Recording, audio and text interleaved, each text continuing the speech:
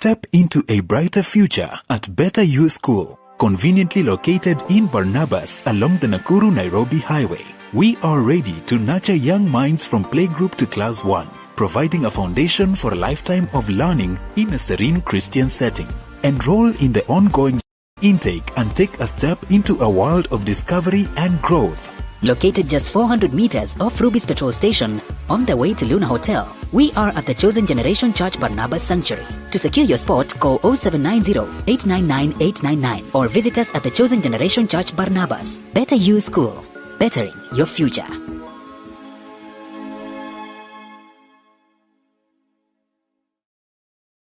Dreams come to life when you own a piece of the future, a place you can proudly call your own. And that dream is now within your reach. Ingenious Land and Properties Limited. Discover our projects, each offering you the opportunity to invest in your future. PRV Baraka Gardens, just 549,000 shillings. Miti Mingi Baraka Gardens, an incredible value at 349,000 shillings. Gilgil Langalanga Gardens, your dream home for only 349,999 shillings. Subukia Baraka Garden, secure your future for just 150,000 shillings. Sunrise Baraka Gardens at only 699,000 shillings. For more information and to reserve your spot, contact us on 0723 777 555. Visit www.ingeniouslandandproperties.com. Visit our offices in Nairobi at Unicity Mall Rooms 26 along Thika Road, Gilgil office next to Chawaka Supermarket, and Nakuru office CK Patel Building 8th floor Wing A. Ingenious Land and Properties Limited. Secure your future with us. Are you ready to take the next big step in your career? Nakuru College of Commerce and Hospitality is a private, TVET accredited institution offering hands-on training from artisan level to advanced diploma. Our intakes run from January to November. We offer a wide range of programs including catering, food and beverage production, housekeeping, tour guiding and travel operations, tourism management, and guidance and counseling. Advance your career with courses in sales and marketing, human resource management, supply chain management, community development, social work, business management, secretarial studies, accounting, ICT, CPA and CPSPK. Tap into your creativity and technical skills through fashion and design, hairdressing and beauty therapy, plumbing, electrical and automotive engineering. We also provide impactful short courses in customer care, front office operations, public relations, event management, and additional training in guidance and counseling. Enhance your global reach with our language classes in German, French, English, Swahili, and Sign Language and Interpretation. Our programs are examined by recognized bodies including NEC, ICM, CASNEB, NITA, and KISM. We offer flexible learning options, full-time, part-time, and online classes. Comfortable and affordable accommodation is available for students from outside Nakuru. Visit us today at 2nd and 4th floors of Equator House, Nakuru. Call us on 0727 424 698 or 0721 582 532 or email us info@nakurucollege.ac.ke or apply online at www.nakurucollege.ac.ke. Nakuru College of Commerce and Hospitality, defining culture of professional excellence. Step into a world of beauty and elegance, where we bring you the latest and trendiest beauty products and equipment that cater to your every need. From luxurious skincare essentials infused with natural African ingredients to a wide array of makeup products that celebrate the diverse beauty of East Africa, we have it all. At East Africa Cosmetics, we understand that beauty comes from within. That's why we also offer a hand-picked selection of holistic wellness products to nourish your body and soul. With our state-of-the-art beauty equipment, you can now bring the salon experience to the comfort of your own home. Discover top-of-the-line hair dryers, beauty tools, and grooming essentials that will leave you looking and feeling your best. Whether you're a makeup enthusiast, a skincare devotee, or a salon professional, East Africa Cosmetics is here to support your beauty journey every step of the way. But wait, there's more. Our knowledgeable and friendly staff is always ready to assist you in finding the perfect products tailored to your unique style and preferences. So, why wait? Visit us today at Jala Plaza Nakuru, Gusii Road adjacent to Kenyatta Avenue on your way to Tidy's Hotel, or Carnation Building along Mosque Road opposite Showmut Plaza. Call us on 0721 340 643. Visit our social media platforms, East Africa Cosmetics. And let East Africa Cosmetics be your trusted partner in beauty and wellness. East Africa Cosmetics, where East Africa's beauty comes to life. Are you passionate about media, communication, or learning sign language? Welcome to Mamlaka School of Media and Sign Language, where we transform passion into profession. We offer comprehensive courses in Kenya Sign Language and Interpretation, ideal for anyone looking to bridge communication gap and make a difference in people's lives. Explore the exciting world of journalism and mass communication, or capture breathtaking moments through videography and photography. Our TV and film production courses will set you on the path to success. Master the art of live streaming and become a pro in radio production. We also nurture entrepreneurial minds with our entrepreneurship skills program. And for those eyeing international opportunities, we offer test of English as a foreign language. Enjoy flexible fee payment options tailored to fit your budget. Experience high-quality professional studies that equip you with essential skills. Benefit from attachment placements in reputable media houses, giving you real-world experience. Grow in an environment grounded in Christian values and a commitment to discipline, ensuring a well-rounded education. We are proudly hosted by Mamlaka Television and Chosen Generation Church. Enroll today and step into your future. For more information, call, text, or WhatsApp us at 0700 899 899.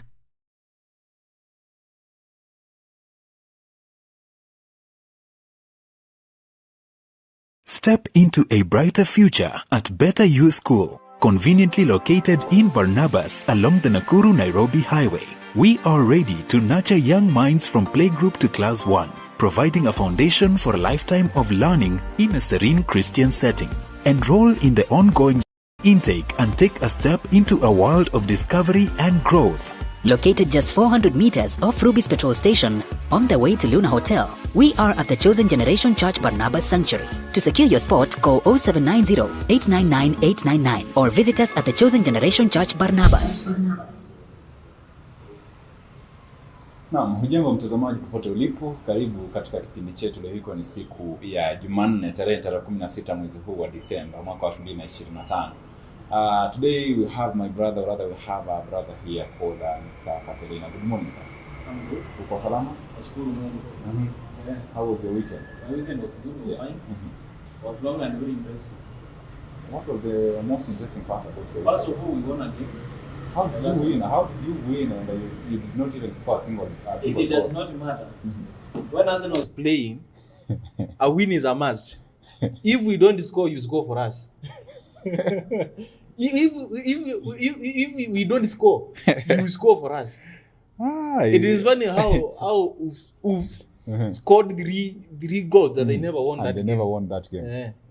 Anyway, it is a game. Hata nyinyi naona jana mumedraw hapo magoli zingine mingi sana. Mimi hiyo timu ni kama inatumwa na mwovu. Ya kutoka mwaka uanze jameni, sisi kama mashabiki wa Manchester United tunafurahia kwa sekunde tu. Ni kidogo tu mnashinda kwa dakika chache. Have then tena sherehe inawekwa ndimu.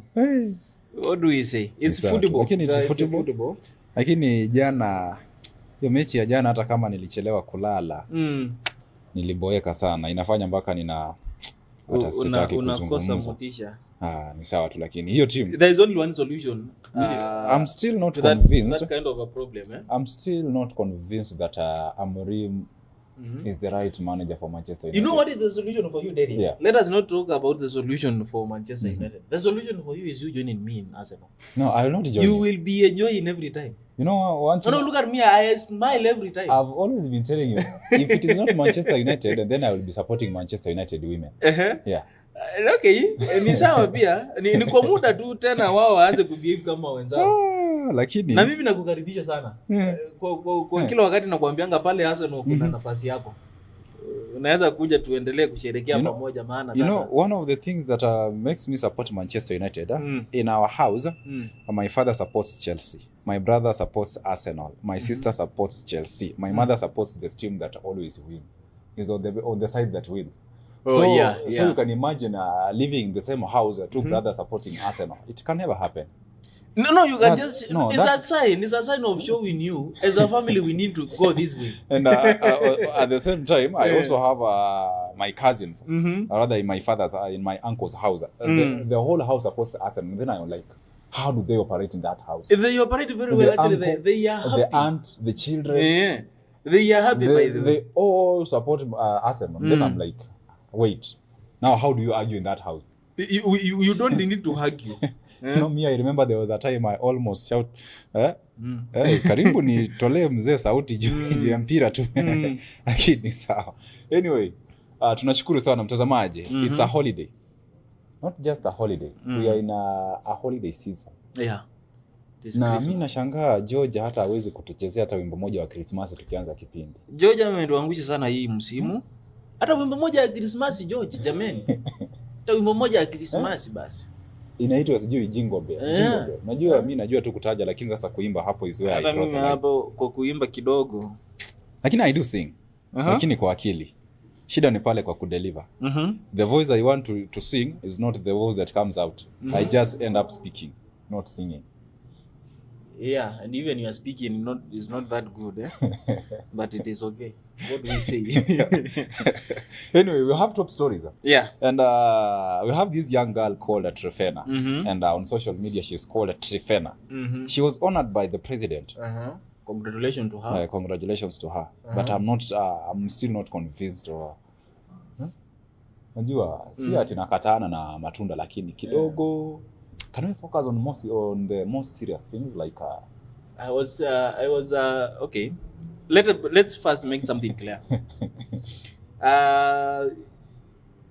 She deserves to be celebrated. Yeah, and we celebrate. And we celebrate her. Yeah, it's her thing. Yeah. And we celebrate her. But on the other side, yeah. I'm concerned a little bit. What do we celebrate sometimes? You know, when it comes to environment conservation, okay, we give her, it's a tick. Yeah, it's a tick for her. It's a tick for her. How can you explain to your kids that this young girl, or rather a certain person was celebrated just because of hugging her tree? You know, in Kenya, funny things get celebrated. Yeah. The other day we had the Gathering Man. Why did we celebrate the Gathering Man during the it was the 2017? Yeah, it was 2017. Why did we celebrate the election of 2013? Why did we celebrate him, by the way? Because he chose to eat githeri while queuing on the line to vote. It is eating, alikuwa anashughulikia tumbo yake. Yeah. So na mbona hakukumbatia mti wa a cactus tree? I'm just asking a simple question. It is Kenya. Kenya is our business. We celebrate what we want and what we feel like celebrating. Anyway, when it comes to environmental conservation, hapo tuko sawa. We have to take care of this environment. We have to take care for the next generation, because when we take care of our environment, we believe that the next generation will have something to celebrate about. Yeah.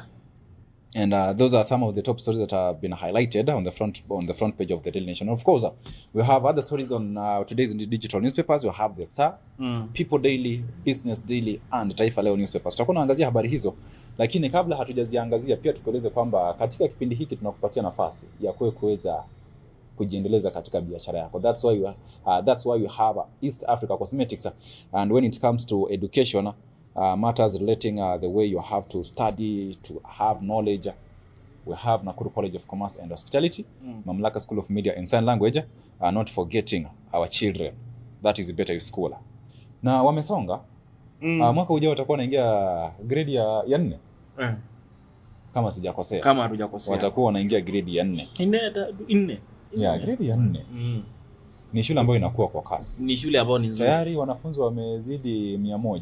Wanafunzi ni wengi pale. Sababu tuna magari matatu. Mimi nafikiri kusafirisha hao wanafunzi. Nafikiri mwaka ujao when learning resumes, tutafute mzazi atuelezee kwa sababu tunaweza kutaja. Yes. Waone ni kama tunasifia shule. Mzazi aje. Tunaweza taja pia. Unajua there is something we call above average na below average. No. Huenda vitu zenye tunasema sasa lugha imebadilika. It's not above and below average. It's approaching expectation. Hizi vitu zenu bana. Sasa ni Kizungu inamaanisha the same lugha imebadilika. Haya basi badilisheni lugha, lakini sasa nisijui tukifungua tuite either head teacher ama exceeding expectation, approaching expectation, then below expectation. Below expectation. Na kuna mtu amepata below expectation na huyo pia ni mtu. Of course. Huyo pia ni mtu. And they have a place in the society. You know, I was speaking to my friend na nikamwambia we have reached at a point in this country or in the world generally, we don't need to be judging people with whatever they got in KCSE or in those exam rooms. A lot of things happens in exam rooms. There is panicking. There is, there is, what do we call it? Nitago exam fever. There's a lot of things which happens in there. It is in the stew, in the same area you find someone got mimi nafikiri those students I'm one of them who we did examination during the reign of Waziri Matiang'i. Just the name itself. The name itself was like unastuka. And there was a kind of frisking was being done before we ingia kwa hiyo exam room. Ulikuwa na frisking unashangaa, nimeua nani? One of the biggest mistake that our principal did during our exam period. He just stood up on a parade and said, you never know when Matiang'i will be visiting our school. Then we were like, so anytime he can appear. Anytime he can appear. Then the mood changed. Sasa tungefanya aje? A school in Kitui, called Kitui High School. The principal woke up very early in the morning. And by 5 he was around the school. To his surprise, Matiang'i was there waiting for him. At exactly 5. At exactly 5 a.m. The principal was telling us, I've never been disturbed the way I was disturbed that day.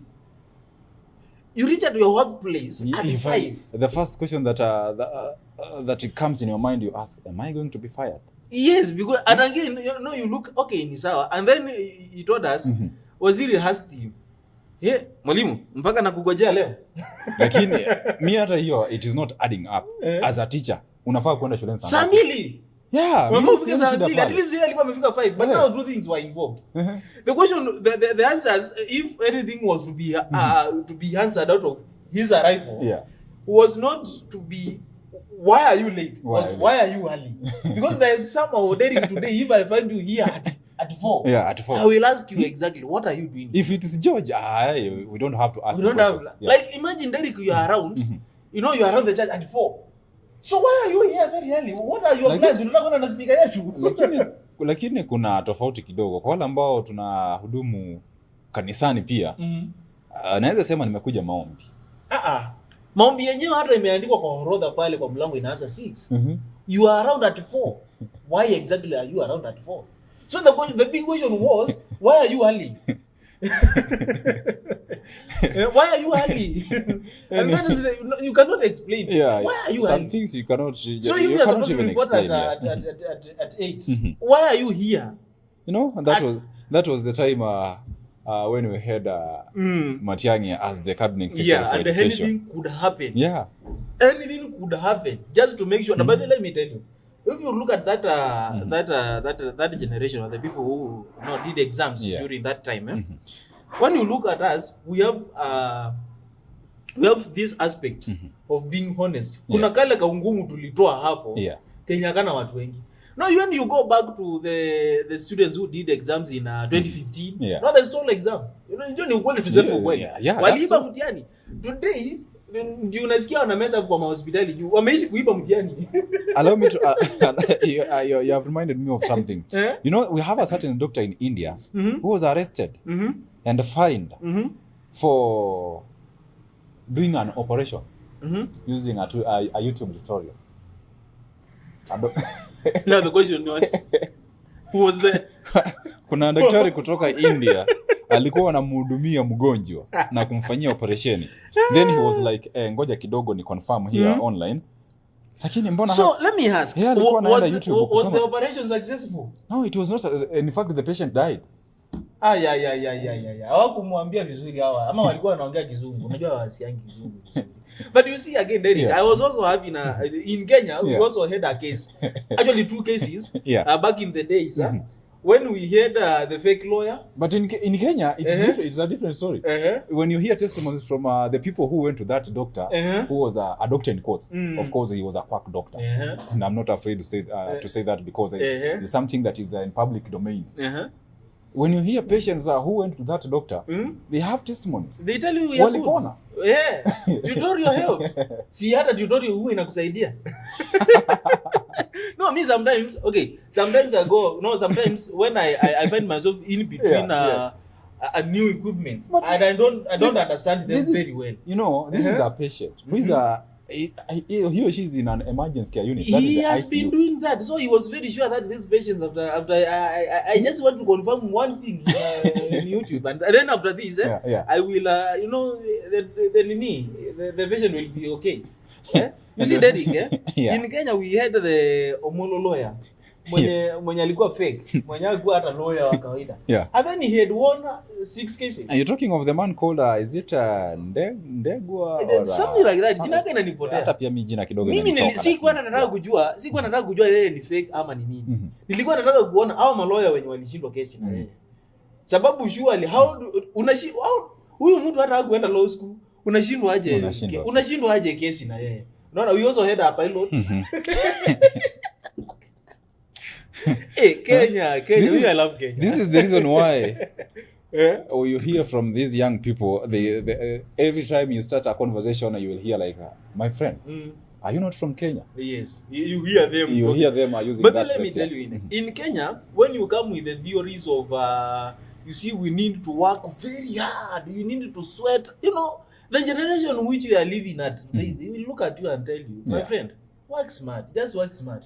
And that's the reason why today in our next hour we are going to have the man of God. Yes. Called Pastor Fred Wamalwa. And the good side of our today's conversation is understanding seasons. Understanding like for example, we are in a season of celebration, and this is December. But again, when we come to the real thing, you find out that the world has now changed. We are in the season of technology. We are in a digital era. And the world has now moved from the old side of the system, and now we are talking about the AI. You know the conversation that is online? Raisi kuna uwezekano alitumia ChatGPT na gavana wa county ya Mombasa, Abdul Nasir. That has been the conversation on social media. You see, hii ya raisi. They end up posting the same thing. Then now the young men are asking, so you guys you have been using... You're even going too far. I was listening to State of Nation, the last one he did. And then the opening remarks, when AI speaks, you can feel and hear. We have some terminologies like like similar. On the contrary, the president was like, when I stood here the first time, I had a vision, and today I have a story to tell.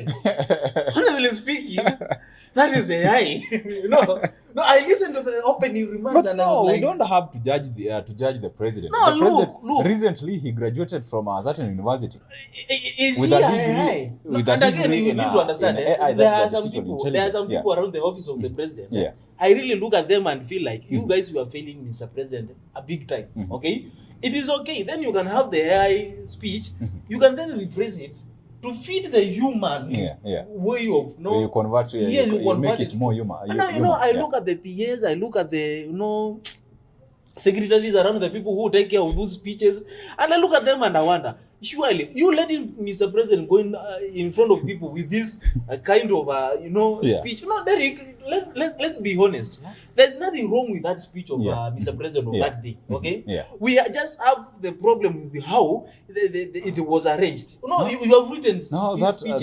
That is becoming a challenge because as we talk about we being in a digital world, when it comes to job, you're looking for a job. Then you have to write your application letter, you attach it with your resume. Then, for example, let's say Patriciah has applied for a placement here at Mamlaka TV. Then you go through her email, then you find out that just the first paragraph ni kitu imetolewa kwa AI. I look at them sometimes. Those letters go through my table. And I even put them in the table in a line way. And so I look at the first statement and the first statement and the other first statement. And I could tell among these people, only one will survive within our need. Because what they explain in the first paragraph tells you a lot of who this person is. But now the challenges we have been facing, these people are reading one and the same thing. Like you feel like, are you guys from the same place? And then they tell you no. Okay, are you from the same school? No. So where did you get the same phrase? If you want to understand more about the person who has written a letter, you go back to his or her resume. That is the CV. I'm referring to the curriculum vitae. That's when you know the real thing. The style he or she uses to write, explain or describing himself or herself. You just found out that these are two different things. The kind of English that he or she uses in writing the application later, and the type of English that he or she is using again in writing his or her CV are two different things. And then someone tells you in a CV. Our concern is today we are going to have a look at the way we have to understand seasons. The seasons. Because things have changed, but today we are going to focus on the biblical aspect. How do you understand seasons? Bishop always says this. We can change the methods, but not the message. But the message can never be changed. So it's life. You can change however you want to live. You can even decide utaacha kutembea na miguu unaenda na mikono. But you cannot change the nature of life. The nature of life. Yes, because the nature of life is very simple. You are born. Okay? You live the life. And at the end of the day. And that's why when let's say, for example, should I use this example? You just use it if you think it's okay. Like, ama nisitumie. It does not align with your community guidelines. Okay, it is just an example. And God forbid, you have been involved in an accident, na ukaenda hospitalini, ikakulazimu ukatwe miguu yote miwili. Daktari hawezi kuambia sasa utatembea kutumia mikono. Like now you bend utumie mikono, uanze kutembea na mikono. No. The nature will still apply. The nature will still apply. Wheelchair, the crutches. So we can change the way we handle things, Derek. We can change from working hard to working smart. But the nature of working is us getting profit. That is the nature. You cannot change that nature. Okay? We can decide that we will not we can decide that in the world we are living in, the technology and the medical science, we are not going to deliver babies the normal way. We are going to CS. But the nature does not change that the baby has to come out. Okay? So the methods can change. Okay? But you cannot change the nature of a thing. That is today, Derek, I can even decide to meet you. To become a mzungu. Mimi usijaribu. Okay? But we cannot now change you, the nature of you being a Luya guy. Sometimes unaitisha kachina, sometimes unaitisha kaugali. Pamoja na upe wako. Unaona? So I believe Derek, we can change whatever we want to change in terms of methods. But the nature. It's constant. And Kamam is asking, when you mentioned about things to do with CS, are you referring to the cabinet secretaries that are... I don't know. Just tell Kamam. Kamam. The more she grows up, the more she understands. These are some of the jargons that are used in the healthcare system. You hear, unasikia kwamba huyu alifanyiwa CS. And for information, itabidi nimegugu. Ndio nimwambie. Kuna venye mimi ukiniambia CS mimi kitu ambayo inakuja kwa akili, I will also think of cabinet secretaries. You think of Matiang'i. What is CS? By the way, what is CS? Si googling bana. Unajua majina ya kisayansi ni mangumu bana. Unajua hizi ni jargon za hospitalini. When we prepare, kama acha nikutafutie nitakujibu as we prepare our digital newspapers, but before that naona muda wetu nao umesonga. Muda wetu nao hapo. Can we have a look at Nakuru College of Commerce and Hospitality advertisement so that when we come back tunajibu kamam na tunaelekea kwa gazeti moja kwa moja. Yeah, let's have a look at Nakuru College of Commerce and Hospitality advertisement. Are you ready to take the next big step in your career? Nakuru College of Commerce and Hospitality is a private, TVET accredited institution offering hands-on training from artisan level to advanced diploma. Our intakes run from January to November. We offer a wide range of programs including catering, food and beverage production, housekeeping, tour guiding and travel operations, tourism management, and guidance and counseling.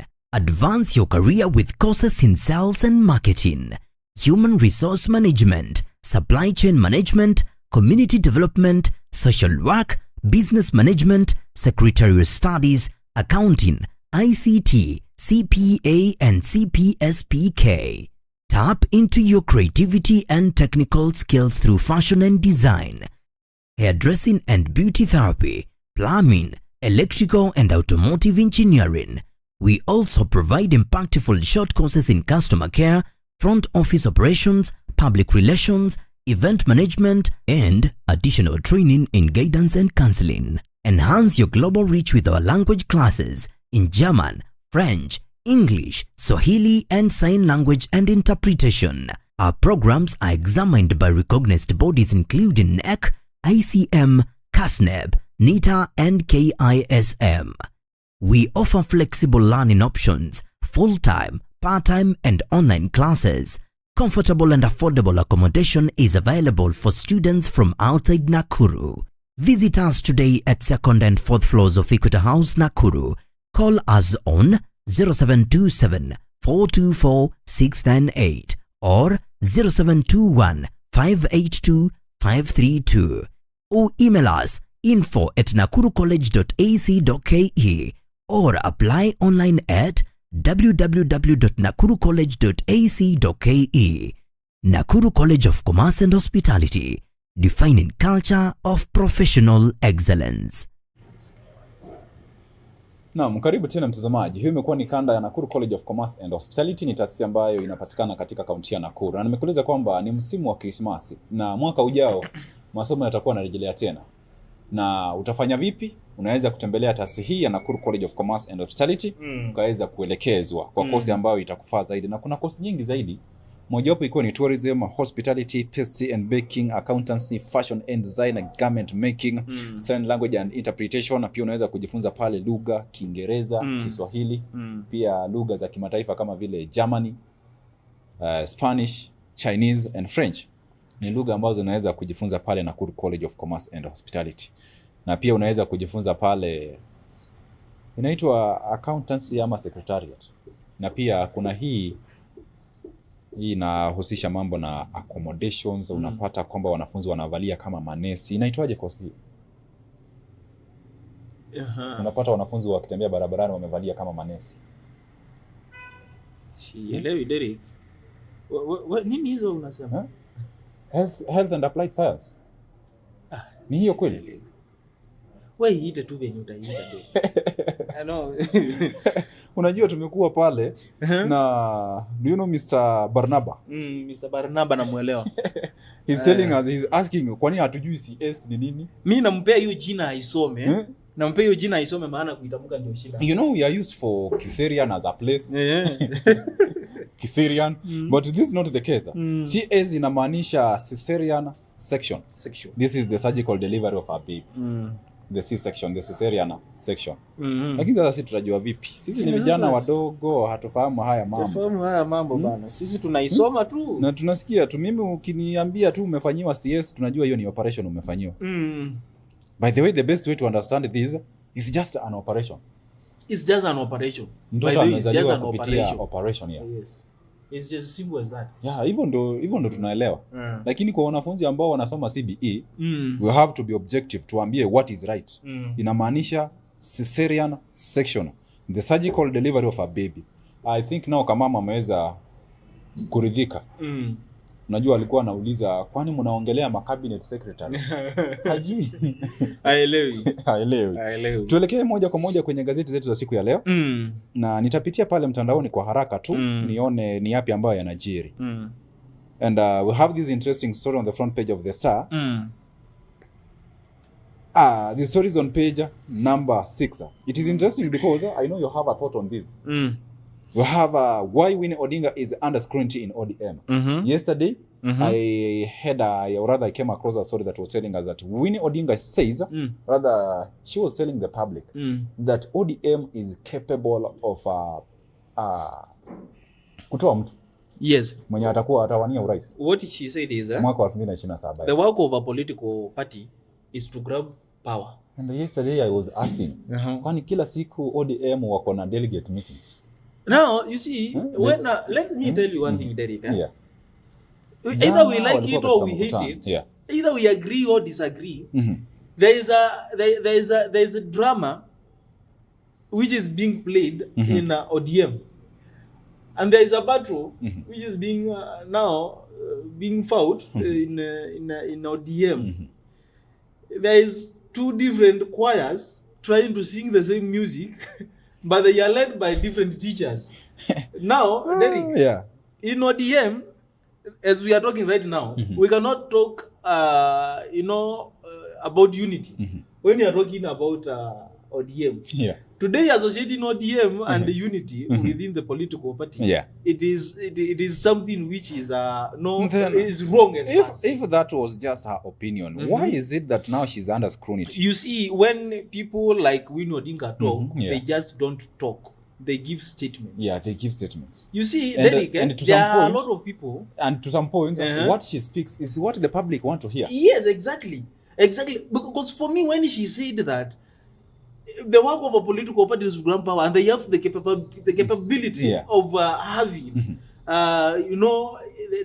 of planting candidates in each and every constituency. No, I felt that. I mean, ODM is a national political party, and it has a mandate to do that.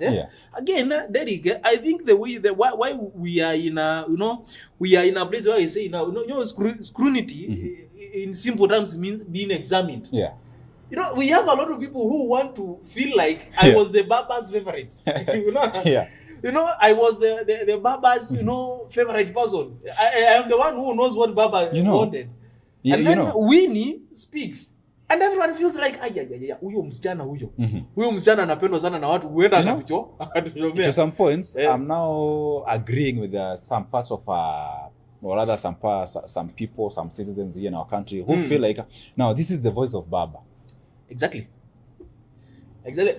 Listen, Opio Wande has spoken. Bandi has spoken. We have another guy in ODM who is speaking a lot. Arati has spoken. Arati. We have Joho. We have a certain PS called Raymond Omondi. They are all talking about broad-based and nobody is giving them any attention. Then Winnie gives a simple statement and everyone was like, hey. Now you listen. Now you hear. Now you listen. She's under scrutiny. Yes. Now, when they are... Now, again, Derek, if there is a greatest dilemma or a biggest dream that will have a dream, is, trying to examine whether Winnie deserves to be the conversation that we had, I remember when we were talking about Oburu Oginga, who is now the party leader, the ODM party leader. He was telling us in a certain interview that ODM is not going to rest on something less than a DP position. But the other day, again, we have a certain communication that was made that ODM is willing just to get any other position, just to make sure that they are in government. They support the president. The solution of ODM. Now things are not changing. Today you hear this, tomorrow you hear this. I told you the other day, the solution of ODM does not belong to any other person. The only solution we have of ODM will come from the house of Raila Amolo Odinga and the Winnie Odinga. The solution is there. That's where the solution is. I don't do this, and you will be a mere witness. What Winnie has said, what does it mean to the president? Just the other day during the Jamhuri celebration, that was last week on Friday, when he was at Nyayo Stadium, Then he was telling us that they are going to rename once the Talanta Stadium is complete, because the public have asked. They are going to rename that the name of that stadium from Talanta to Raila Oginga International Stadium. Do you think that is possible? And do you think he just said it just because of his political interest to gain the votes from the people from Nyanza? Mr. President can do whatever he wants to do. Yeah. Mr. President can rename whatever he wants to rename. Yeah. Mr. President can play whatever game he wants to play. But he needs to understand one thing. Yeah. That the only person who stood in the space of both the dictatorship and democracy was Raila Amolo Odinga, and he is no more.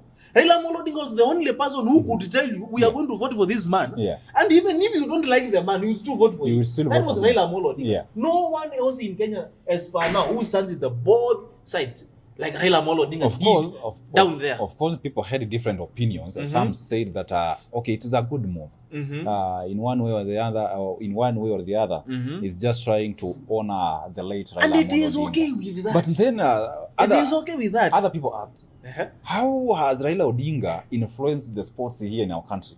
It is apart from supporting Gor Mahia it is again another question, and a very good question. Yes, yeah. And you see, Derek, when we talk about naming something after someone, it is because he or she did something. If today Mau Forest is has changed the name from Mau Forest to Wangari Maathai, we can relate. Okay? We can relate. Okay? But again, as I said earlier, Derek, Mr. President is the president of Kenya. And these government projects, you can rename them. The name has no impact to anyone. But again, as long as it serves the purpose. This is a litmus test, or a test to the people from the Nyanza region, or rather our people from Nyanza region. Then again, for ODM supporters across the nation. You see? What kind of move that the president will take so that he can get the full support from Baba supporters? Listen, Baba supporters right now, they are looking to the highs. All the highs are looking to specific people. And that person is not Oburu. That person is Winnie Odinga. And the Babu Owino. From where I sit, I don't know. I belong to ODM. Not even. Sorry, Mr. Kalonzo Musyoka don't have to hear this. We belong to ODM. And me from where I sit, when Oburu speaks to me, it does not concern me. Whatever Oburu speaks, let him speak for the public. Whoever speaks for ODM as per now, as we are talking as per now, if Winnie Odinga says something, that makes sense to me more than anything else. You see, when today Babu Owino posts something about ODM, you read that statement and you find there is a sense in it, right? Today, Derek, Oburu is the face of ODM out there. He can decide we are going to be in the broad-based government up to 2027, or he decides to continue with it. We don't have the problem with this ODM and these old parties doing whatever they want to do. Okay? Now, Derek, ODM and the solution of ODM. And you will bear me witness. Because I told you this, and it has started now taking the pattern. I told you this. The solution of ODM belongs in the house of Raila Amolo Odinga and Ida. You remember telling you that. Now, up to there, we are still doing the progress is still continuing. But I'm going to tell you, Winnie Odinga one day will own this political party. And I'm sorry to say this, but this is just the truth of the matter. When Baba was with us, even when we heard of his brother Oburu Oginga, he was not that vocal. We did not even hear about his opinions, rather his thoughts according to ODM. Alikuwa tu mwanachama wa ODM. Alikuwa tu mwanachama. Hatuko tunamsikia kokote. Do we expect to hear from him? No, you see, Derek. Now that he's the party leader, we have just come. We are coming from talking about the seasons, Derek. And I have told you, we can change the methods, but the nature of the thing. Okay, fine. That's the nature of ODM. ODM was born in streets, my friend. I'm trying to look at interesting stories so that we can focus on them. We have another interesting story on page number 2. No evidence vaccines cause autism, says health agency. We have heard these stories from the public, or rather from patients who feel like we have this condition called autism. Autism.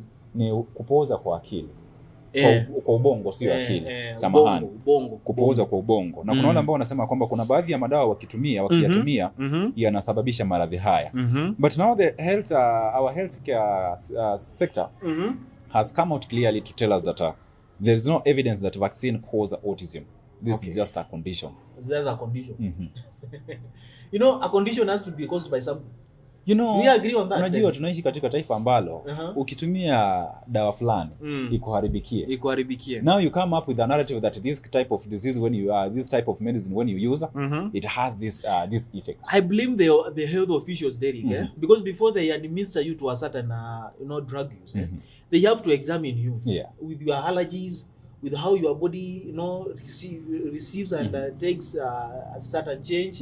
Or maybe I go to hospital sometimes for checkups and you are asked a lot of questions, even the genetic questions. You have to be examined well before a certain medication is being administered. Okay. But today, Derek, in Kenya, and I'm sorry to say, I don't know where is the rush. You don't hear these kind of questions anymore. Unauma na kichwa tandikwa panado. Hata even hawajakuuliza unakuwa na hati bado unakuwa, they don't ask you anything. Even before you go for consultation to a doctor, you just utaingia pale mtandaoni, you google I am having these signs and symptoms, what could I be suffering from? Unapata kwamba this could be, inaweza kuwa ni malaria. Unajua wanakupatianga options. You know, me I had a case. The internet inakupatia paka alternatives. Sasa nao inakupatia nafasi ya kufikiria, is either niende madawa fulani ya malaria ama niende ya kama ni kichwa kuuma. So either Wakenya ni kama wamekuwa madaktari wao wenyewe. And again Derek, I was actually in a certain case back in our home. A family member of mine alienda hospitali akaelezea venye anasikia, na kwa kawaida yeye huwa na pressure. So whoever wrote the medication, that was the prescription. The prescription, I don't know between who wrote and who read, who misunderstood whom. Instead of administering the pressure medication, walimdunga insulin and diabetes. And we had a whole case. Because huyu mtu alikuwa amebakia tu hivi atuache. We had a whole case. Like, how did this happen? How did the pressure turn to be a diabetes case? Why do you put insulin in someone's body? Hii ni kumuua. So we were like, how did this happen? You see, I don't understand. Either we have incompetent people within our hospitals, or we just have careless people. We recently had a case at Kenyatta Hospital the other day. That someone was going to was getting to theater, akuwa amputated mguu. Badala akuwa amputated mguu, alitoka hapo akiwa amepasuliwa kichwa. So swali ilikuwa kwa kichwa ulitibu nini daktari? Kwa kichwa ulitibu nini? Now, as we focus on this story, of course we have to admit that we have doctors ambao kidogo, mimi naweza sema kwamba, na hii ni maoni yangu, kuna wale ambao labda hawakuwa wamehitimu vizuri. I agree with you, Derek. I agree with you. You know, this is the reason why we hear kabla ukuwe daktari lazima upitie the internship period. Exactly. You have to work. Exactly. Hadi upate ule uzoefu. And you have to have the experience. Lakini kwa sasa habari hizi tunaeleza kwamba autism, this is for information, autism is just a condition, ni ugonjwa wa ubongo kupooza. But as for now we are being told that no evidence that vaccines, or rather that we have vaccines that cause autism. Hamna ushahidi wowote kwamba kuna baadhi ya madawa ambayo yanaweza kusababisha ugonjwa huu wa autism ama ugonjwa wa ubongo kupooza. Ni habari ambazo zinapatikana katika ukurasa wa pili. And lastly, this is our headline on page number 4 and number 5. Data shows 57% of eligible voters are under age of age of 35. And according to the writer of this article, he's telling us that a big Gen Z lie. IEBC raises red flag on voter apathy. Many polls shows. I want to warn them, Derek. I want to warn them. Because this is a narrative they are trying to sell. You see, Derek, when they announced about now registration of voters. Registration of the voters. Following day, Derek, you remember the following day, we had a story in the same newspapers telling us that Gen Zs are not coming to. That's a narrative they are trying to sell. In a day, they can only receive 200.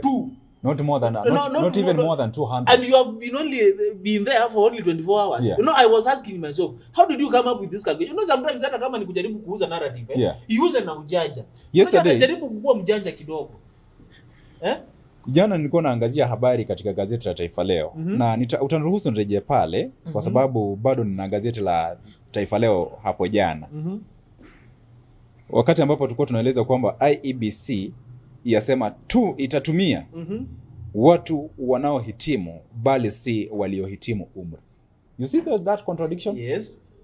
Unaelewa vipi usemi huu? When it comes to voter registration, kutumia watu ambao wanahitimu ni wenye wako na hiyo card. Yeah. Okay? Yeah. Okay, it is confusing at some point, Yeah, it is confusing. Waliohitimu ni wenye wako na hiyo like for example, is it about age? Tukizungumzia wale ambao wamehitimu, wanasema tume yasema itatumia watu wanaohitimu bali si waliohitimu. You have a voters card. Na waliohitimu umri ni wenye wako na hiyo umri na bado hawajahitimu. Okay, you have to qualify to vote. Okay, whichever way. Qualification. Qualification. If you qualify by years and you don't have the card, then you cannot vote. Yeah. That's what they are trying to mean. But again, Derek, let's be honest here. Me, I'm still asking myself where are these polling? Where are these stations where the voters registration? According to this article, they are telling us many polls shows uchaguzi mdogo ambao tumeweza kuwa nao. Now the question still remains, kama mnasema vijana hawajitokeza kupiga kura na tuliona sisi sote kulikuwa na machafuko katika maeneo tofauti. Okay, mlikuwa mna expect wapiga aje kura? You see, sometimes Derek, I was looking at the case of like Ojwang. If Ojwang had decided to vote, he was killed. He never made it to the ballot. Okay? The case we saw at Bere North, Kasipul, kulikuwa na machafuko kila mahali. Una expect kupiga aje kura kukipiganwa?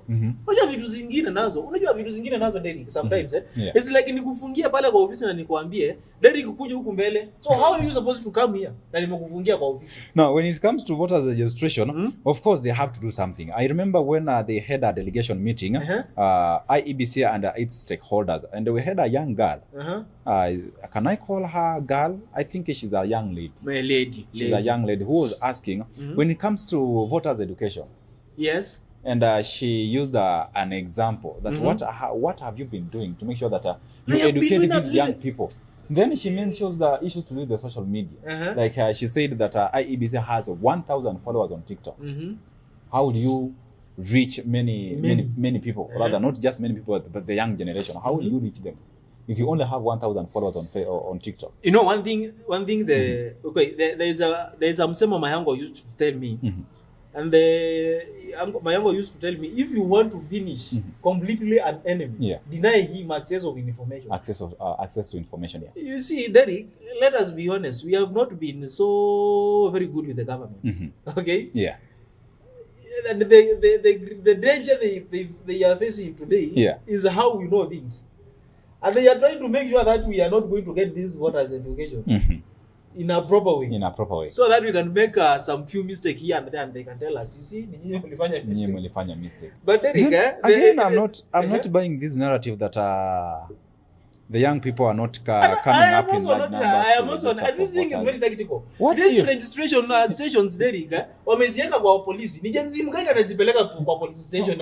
You have to be honest. You have to be sure with that. No, they are in the some police. Of them are in police stations. Yeah. That's the place where they're doing registration. It's something I read now. They are in there. They are police stations. How do you expect a young man to How do you expect me to go there and start with the young man with the dreads?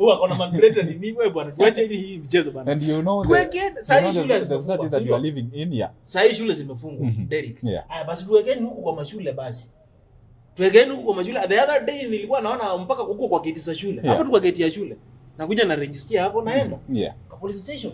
And right now, one of the things that is happening, we have the cultural festivals. Like, for example, in Western, we have the Busoso cultural ceremony that will happen on 31st. And I saw you guys dancing. No, wait until I finish my statement. Then again, when you come to Nyanza region, they have their cultural day. Then here in a Rift Valley, they also have. already in Turkana they are having their own limeanza na rais ndio mgeni mheshimiwa. Should they come up with a suggestion like during this cultural celebration only 15 minutes just for 15 minutes kuhakikisha kwamba vijana pale wana register mbio ndio hata sio hata na kuregister Derek only 15 minutes to do something called voters education. Yeah. It is simple as that. No, they have to come up with a strategy. Where do we find these young people? And unakuja hivi unaambia wamama instead of asking me to come to your offices to register as a voter. Yes. Try to come to me. Try. Hebu jaribu kufika mahali kwanza kunionyesha maana. Unajua ni vizuri pia. Like right now, inafaa ukuwa umekuja kwa hii afisi yetu. Just the other day we spoke about Mr. Mosese, where that he was telling us that he's 21 years old. He's 21. The guy is come to our offices to going up and down. Hata aelewi kura ni nini. Anafaa aelezewe umuhimu wa kura. Yeah. Kama ndio karibu kufika haya basi kama hamtaki kukuja huku basi tuiteni mahali huku kuna city hall kila mahali tuiteni hapo. Hebu jaribuni kufanyia kitu inaitwa voters education, sababu tusisahau walisema wanataka 62 billion shillings. Sasa kufanya nini exactly Derek?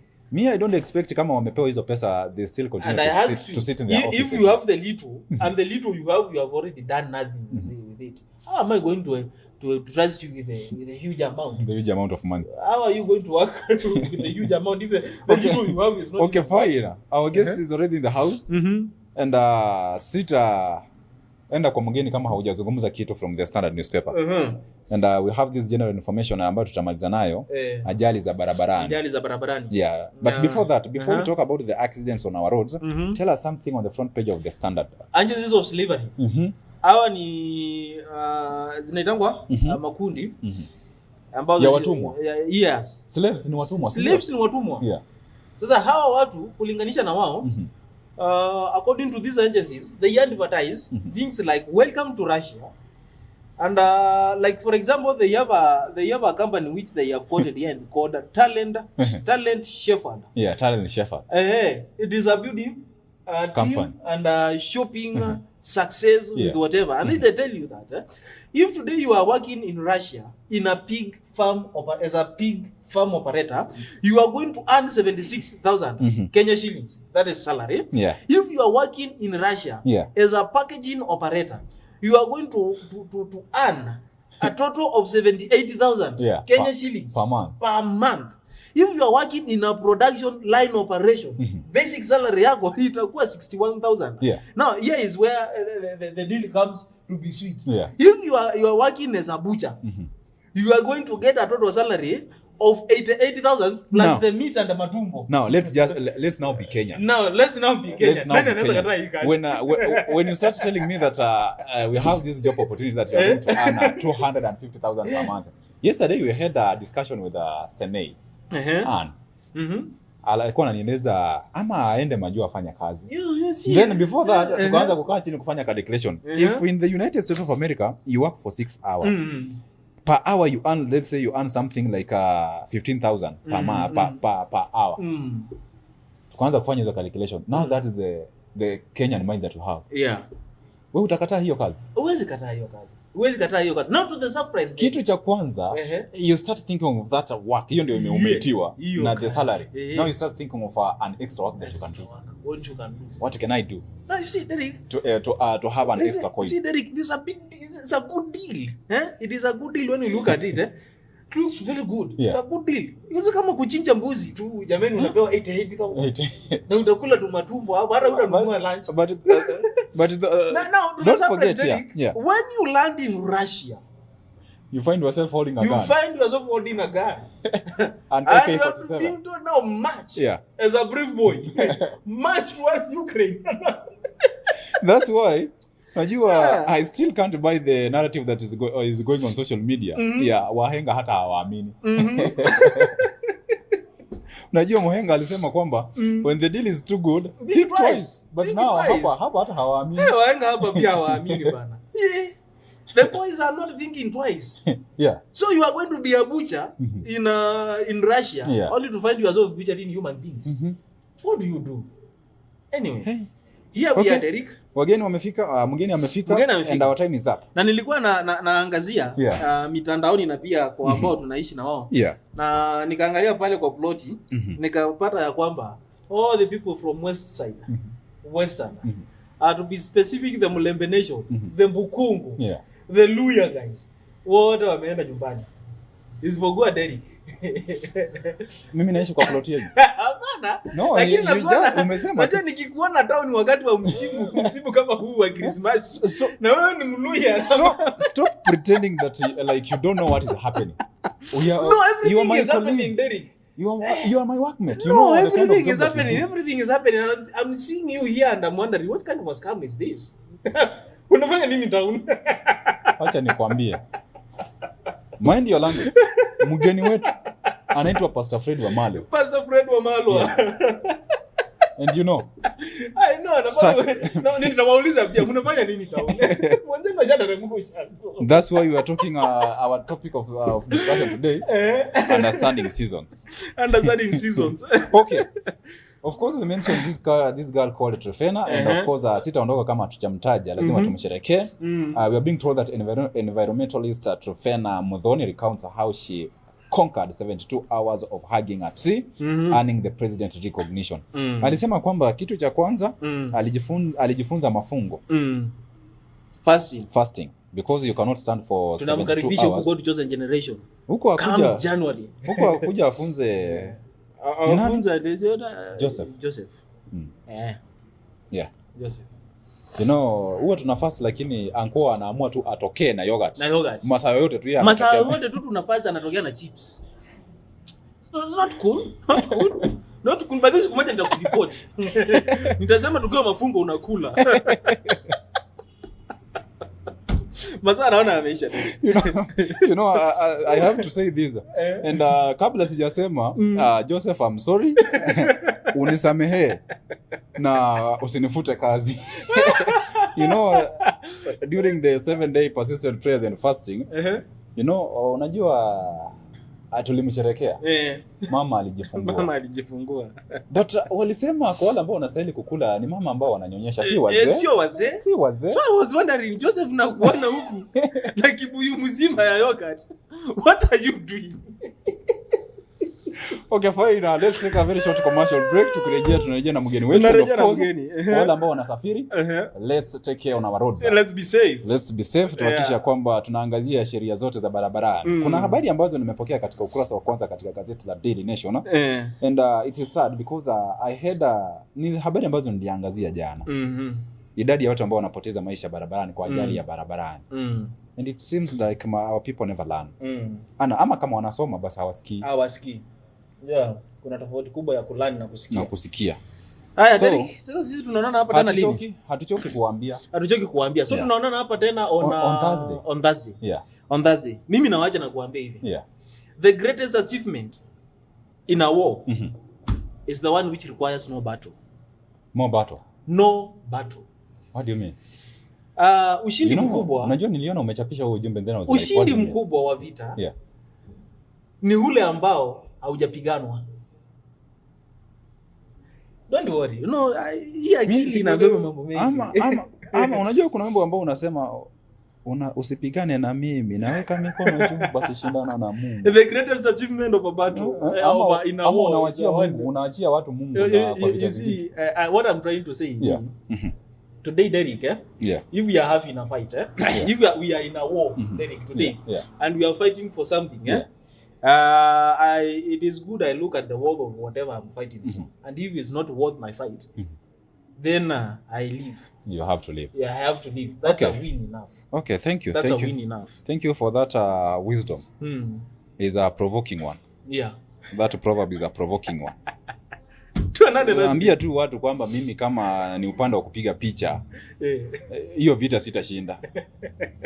Yes. Na wewe ukubali kwamba ikifika ni upande wa graphics and design sitashinda. Utashinda. So it is a win-win. It is a win-win. Okay. And that is the greatest achievement. Kila mtu ako na chenye anataka. Yes. Okay, ni sawa mtazamaji, let's take a very short commercial break. When we come back we are going to have a look, whether we are going to have a discussion or a conversation with the Pastor Fred Wamalwa.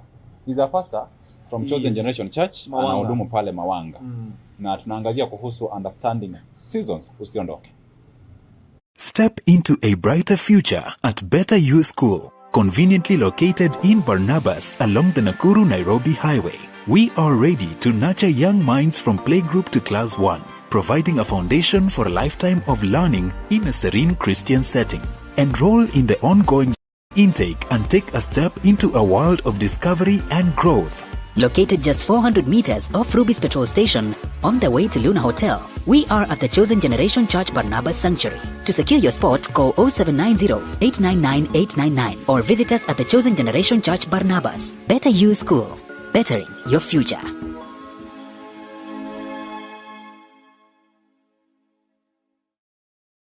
Dreams come to life when you own a piece of the future, a place you can proudly call your own. And that dream is now within your reach. Ingenious Land and Properties Limited. Discover our projects, each offering you the opportunity to invest in your future. Piave Baraka Gardens, just 549,000 shillings. Miti Mingi Baraka Gardens, an incredible value at 349,000 shillings. Gilgil Langalanga Gardens, your dream home for only 349,999 shillings. Subukia Baraka Garden, secure your future for just 150,000 shillings. Sunrise Baraka Gardens at only 699,000 shillings. For more information and to reserve your spot, contact us on 0723 777 555. Visit www.ingeniuslandandproperties.com. Visit our offices in Nairobi at Unicity Mall Rooms 26 along Thika Road, Gilgil office next to Chawaka Supermarket, and Nakuru office CK Patel Building 8th floor Wing A. Ingenious Land and Properties Limited. Secure your future with us. Are you ready to take the next big step in your career? Nakuru College of Commerce and Hospitality is a private, TVET accredited institution offering hands-on training from artisan level to advanced diploma. Our intakes run from January to November.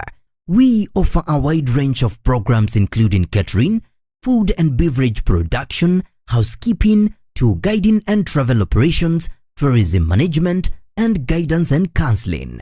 Advance your career with courses in sales and marketing, human resource management, supply chain management, community development, social work, business management, secretarial studies, accounting, ICT, CPA and CPSPK. Tap into your creativity and technical skills through fashion and design, hairdressing and beauty therapy, plumbing, electrical and automotive engineering. We also provide impactful short courses in customer care, front office operations, public relations, event management, and additional training in guidance and counseling. Enhance your global reach with our language classes in German, French, English, Swahili, and Sign Language and Interpretation. Our programs are examined by recognized bodies including NEC, ICM, CASNEB, NITA, and KISM. We offer flexible learning options, full-time, part-time, and online classes. Comfortable and affordable accommodation is available for students from outside Nakuru. Visit us today at 2nd and 4th floors of Equator House, Nakuru. Call us on 0727 424 698 or 0721 582 532 or email us info@nakurucollege.ac.ke or apply online at www.nakurucollege.ac.ke. Nakuru College of Commerce and Hospitality, defining culture of professional excellence. Naam, karibu tena mtazamaji. Kimekuwa kipindi kifupi cha mapumziko na kukaribisha rasmi katika awamu yetu ya pili, na hii leo tunazungumzia kuhusu kuelewa misimu ama nyakati. Kwa lugha ambayo inaeleweka pale ya Kiswahili ni nyakati ama misimu. Tuko na mchungaji Pastor Fred Wamalwa. Tutakuwa tunazungumza naye tuweze kujua haswa mambo yako vipi, na kuna yale ambayo Katrina amezungumza pale mwanzoni tutakuwa tunajaribu kuyazungumzia pia tujue ni kwa nini. Na kwa mtazamaji ambaye unanitazama, iwapo unahisia, unaweza kuwasiliana nasi kupitia mitandao zetu za kijamii on Facebook Mamlaka Television, na pia kupitia nambari zetu za simu 0721 899 899. Nambari nyingine ya simu ni 0700 899 899. Lakini kabla sijamkaribisha mgeni wetu rasmi kabisa, ningependa niweze kusoma baadhi ya jumbe ambazo nazipokea. We have Joy Every anasema happy Tuesday, salimia Kat. Kat umesalimika pale na Mama Joy. Najua unamfahamu, sitaendelea sana. Thank you so much Mama Joy anasema yuko ndani. Thank you, amesema nimsalimia Katerina. Na pia vile vile tunaye Shadufa Melody. Huyu ni mwimbaji wa nyimbo za injili za kisasa. Anasema yuko ndani, anasema watching from Kiratina. Ni pale free area. Derek and Kat na wasalimu. Thank you so much. We also have our brother Peter Junior Ayemba anasema yuko ndani. Tunashukuru sana. And of course you have Miss Wanjiru Kanyago from Downwood Properties offices here in Nakuru City, pale Wilma House orofa ya kwanza, anasema yuko ndani. Tuendelee kuwasiliana mtazamaji, na nitarejelea tena, tunazungumzia kuhusu kuelewa nyakati ama misimu. Tuko na mchungaji Fred Wamalu ambaye anahudumu katika kanisa la Chosen Generation pale Mawanga. Na ni wakati ambapo ningependa tuweze kumsikiza ama kusikia kwake rasmi kabisa.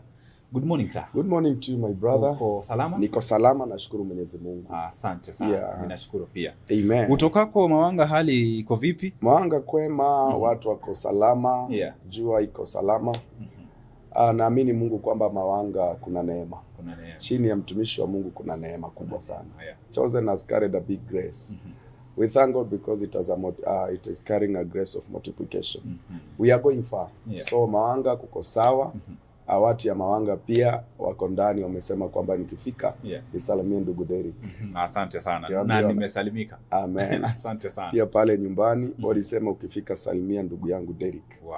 So I think at home nyumbani watu wamekusalimia. Asante. Na pia wamesalimika.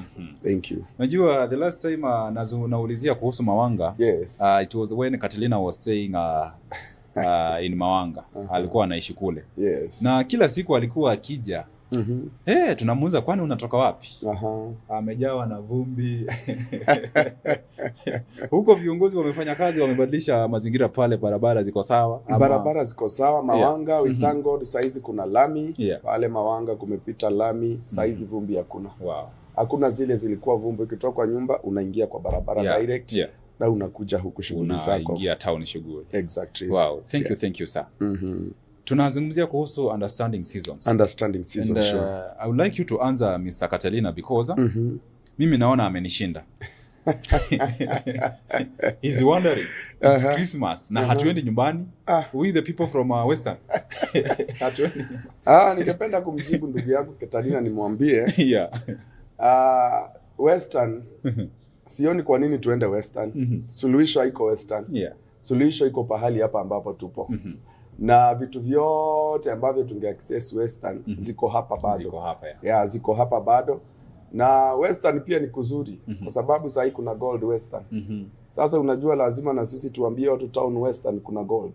Now we raise our standard. So Katarina has to understand that people of Western tuko hapa kwa sababu wameenda, kuna vitu wametuachia hapa. Exactly. Unajua mimi nilikuwa nafikiri, najaribu kumweleza, labda nafikiri ni wakati ambapo lazima tuweze kwenda tujumuike na familia, tusherekee pamoja.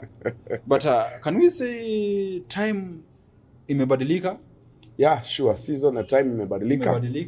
Saizi people has to understand ya kwamba kuna vitu lazima tusipe priority. Do you know, ukipiga hesabu saizi wengi wako hapa city, they are supposed to know that the family has to go back to school in January. Na ukipiga hesabu zamani ungeona watu wamebeba jamii yote wameenda Western. Na ukipiga gharama ya wao kutoka hapa kuenda hadi Western na kurudi imetosha school fees na majukumu mengine. Ndio tulisema mtarudi January, hapo utapata agent wameshika vifuli kwa mkono. Wanakuambia ulisema uko mbali, now how far you? So pia Waluya wamechanuka. They know how to save. Sisi hatuendi tu mapema saa hizi. Tutakula saving yote. Bado Christmas ijafika. Sasa hii siku zote zile tumebakisha mpaka uende Christmas ukule na wenzako. hiyo pesa utakula ishe, urudi hapa tena uanze zero. So badala ya kwenda kurudi uanze zero, you better think twice. Kidogo ambacho uko nacho jumuika nao kwa kuwatumia na hao wakule. Na wewe pia ukule ukiwa huko. Siku hizi tunaonana kupitia mitandao. Wazazi wako Facebook na digital phones. So they'll access us whenever we are. As they eat, we eat. Tunawatumia hata na si kitu wanakula. So I don't see any need to why we are supposed to go and yet there is no emergency there. Just seasons may change. Na wakati seasons zina change, you also need to change. When season ina change, you have to understand that if you don't change, then changes will change you. Negativity or positivity. And sometimes even tunasikia mahubiri bishop akizungumza. It is good. Pia we have time with the family members. But again, kwa vile umeweza kutaja kwamba huenda basi nauli ikawa imepanda, and we have to think of another way. Is it a must twende wakati huu? Of course it is good, this is the time to celebrate together as a family. But kama uko na uwezo ama kama hauna uwezo, kubali tu vile hali ilivyo kwa sasa. Wakati ambapo utapata nafasi ndio watu wanaelekea nyumbani. Now that's the basis of our discussion today. Understanding seasons. Understanding season. Help us understand the biblical aspect of seasons and times here. Okay, according to the Bible, we will base in the book of, let's say, the book of Ecclesiastes chapter 3. God himself understands time. And God created time. And God says that there is time for everything. It might be a season of festivals. We are supposed, it is good to celebrate with our family. And we respect the word from the mouth of our prophet, who is our bishop. It is good. But hata pia kwa perspective ya kusema kwenda, pia ni vizuri ku understand times ime change. And things are changing. Pia tukirudi kuna vitu lazima tuvifanye. Kama mtu akona uwezo, it is good for you to go with the time. Ecclesiastes chapter 3 anasema to everything there is a season and a time for every purpose under this earth. Labda saizi kuna mtu ana vitu vimemfinya hajamalizana nazo. Lakini unampata, tuende kwa perspective ya Katarina. Waluya tulikuanga saa zingine tunasanya savings zetu zote mpaka zile tungetumia next year. Tunazirudisha ushago. Tukirudi huko tumebaki empty. But tunafaa kujua kwamba sio kila season unafurahia ama sio kila season unalia. Kuna wakati mwingine utacheka na kuna wakati mwingine utalia. Kuna wakati mwingine utapenda na kuna wakati mwingine utachukia. So hii season watu wengi wanafaa kujua season imechange.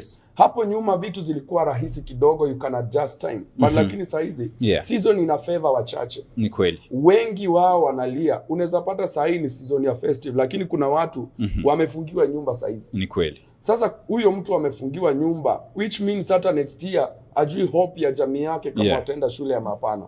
So saa hizi ni nini anafaa deal nayo kwanza? It is tutampea time yake, it is time for her to mourn saa hizi kulia. But kuna time ya kucheka, huenda January katani kwa Christmas. Sasa akasafiri kwenda kufurahia na wazazi. Ama aende wakati watu wamefunga shule. My people would like to tell you, this time that we are in, and hata vile inchi inaenda, lazima tujipange. Rais alisema tujipange. Kwa sababu saa hizi ni kusave. Because of tomorrow. Na tusipojipanga tukisave mtoto wetu, tutaumia kabisa. Saa hizi kuna mtu mimi ninajua amesave, alikuwa na kale karimo kadogo kabox. Wana save pesa ndani. I think hata kwangu amesave haka kitu.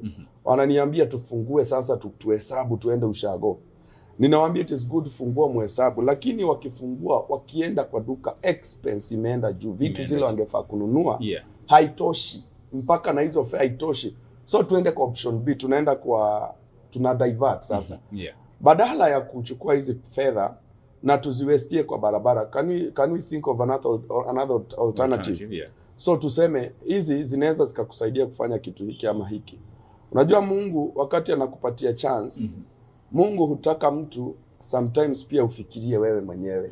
Ndio maana alisema decision inatoka kwako. Choose between life and death. Yeye ndiye amesema choose, hakuchaguli.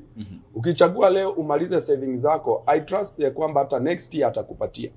But season imechange. Hatupingi mambo ya Mwenyezi Mungu, tunakubaliana naye, lakini nafaa kujua season imechange. Unajua kila kitu ukisoma the same Ecclesiastes chapter 3. Usonge hapo chini 11. Amesema wacha tu ni quote maana niko nayo hapa. Anasema ya kwamba that he has made everything beautiful in its own time. In its own time, yeah. If it is not time for that thing to happen today, wait until the right time. Kwa saizi watu ambao jana nilikuwa nazungumza na mtu nilipotoka kuhubiri lunch hour. Yeah. Kaniambia umehubiri kuhusu solution carrier. Na akaniambia mtumishi wa Mungu nataka suluhisho kitu fulani. Mimi pahali nimefika, nimefungiwa hata sina nguo ya kutoka. Nguo za watoto ziko hapo kila kitu, lakini tulifaa kwenda ushago. Sasa unakopa pesa uende nazo ushago. Pesa haifai kukopwa uende ufanye starehe. Pesa ukope ufanye biashara ama ufanye kitu ilete faida. But unapata hii season juu unataka kwenda kufurahisha watu, unakopa pesa, unaenda nayo nyumbani kukula na watu. Ukirudi ni wewe utalia peke yako. Nakumbuka hiyo nyumba imefungwa na pesa umekopa unataka kwenda ushago. Sasa mimi nikajiuliza mtoto wetu, kama ni wewe utafanya priority, utalipa nyumba kwanza ama utafanya ifungwe juu hauko, uende kwanza ushago ndio urudi ulipe pesa ufunguliwe. Ni nini inakuja ya kwanza? Kwangu ningesema though ni emergency, afadhali kwanza lipa nyumba. Kaa hapo kwa hiyo nyumba, ukifikiria utapata wapi zingine za kulipa hiyo pesa. Lakini huko unasherehekea, lakini unajua huko nyuma hiyo season ikirudi itanipiga vizuri kabisa. We need to understand that wakati Mungu ameweka kitu kifanyike kwa hii wakati, unafaa ukifanye. Sasa ametupatia vyakula vingi, ametupatia afya. By the way, vile economy inaenda sioni sana watoto wakigonjeka. God has balanced the seasons. Yeah. Na sasa vile seasons zinaenda hata makanisa kwingi watu hawako. Kwa sababu seasons zimechange. Mtu akiwaza kuenda kanisa anaona huko kanisa ndio kuna shida mingi. Lakini ningependa kuambia kwamba our God has a solution. Though hii season imechange, lakini watu wanafaa kuunderstand ya kwamba hata kama season imechange, Mungu hajachange. Ni season zina change. Zitarudi tena zikuwe mzuri. Ako na vifunguo, analaungu ingie kwa certain season of hardship. Alafu baadaye anafungua njia ya season ya vitu smooth. Hapo nyuma tulikuwa tunacheka, tunafurahia, tunasave, tunaenda ushago, tunarudi. Hata next year pia kuna time ya kucelebrate na watu because hatukufi saa hizi. Hatuendi mbinguni leo. So tunafaa kuunderstand hii season vile imechange. Tunafaa pia to adjust with the season. Now, mchungaji. Yes, sir. Unajua tunapozungumzia kuhusu understanding seasons, kuna kitu ambacho umekitaja pale, time. Yeah, time. And of course when we talk about season, we also have times pale. Yes, true. Na unapata kwamba the way we do our things, we as human beings, unapata kwamba tuna kalenda ambayo tunaifuata. That is the thing. Na ndio inatupatia mwelekeo. Kama ni mwezi wa Januari unapata kwamba this is now the time parents rush to look for uniforms, watoto wanajiandaa kurudi shuleni. Exactly. That's how the calendar is. That is the thing. Hapo hiyo ni mfumo wa elimu. Yes. Unapata kwamba ikifika mwezi wa 4, pia mwezi wa Januari ni wakati ambapo pia kwa yale ambayo yanafanyika pale nyumbani, it is a season. Watu wanaingia shambani kupanda. That is the thing. You see? Yeah. In a certain season unapata kwamba kuna mambo fulani ambayo yanajitokeza kwa wakati. Ni wakati watoto kwenda shule, watoto wanaenda shule na nimeweza kutaja hilo, wazazi wanaingia shambani. But now the things that are happening during that season, unapata kwamba kuna watu ambao hawaelewi. And that's why the Bible says in the same book that is Ecclesiastes from chapter 3 kuanzia verse 1 pale kusonga hadi 11 vile umetueleza.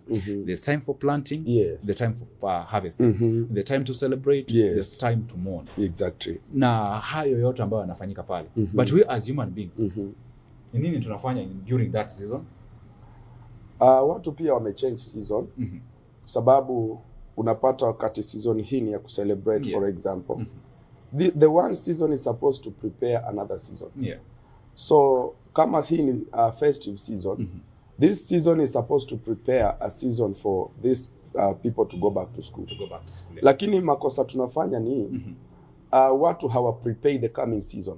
Wana pretend kwamba hiyo season itajipa.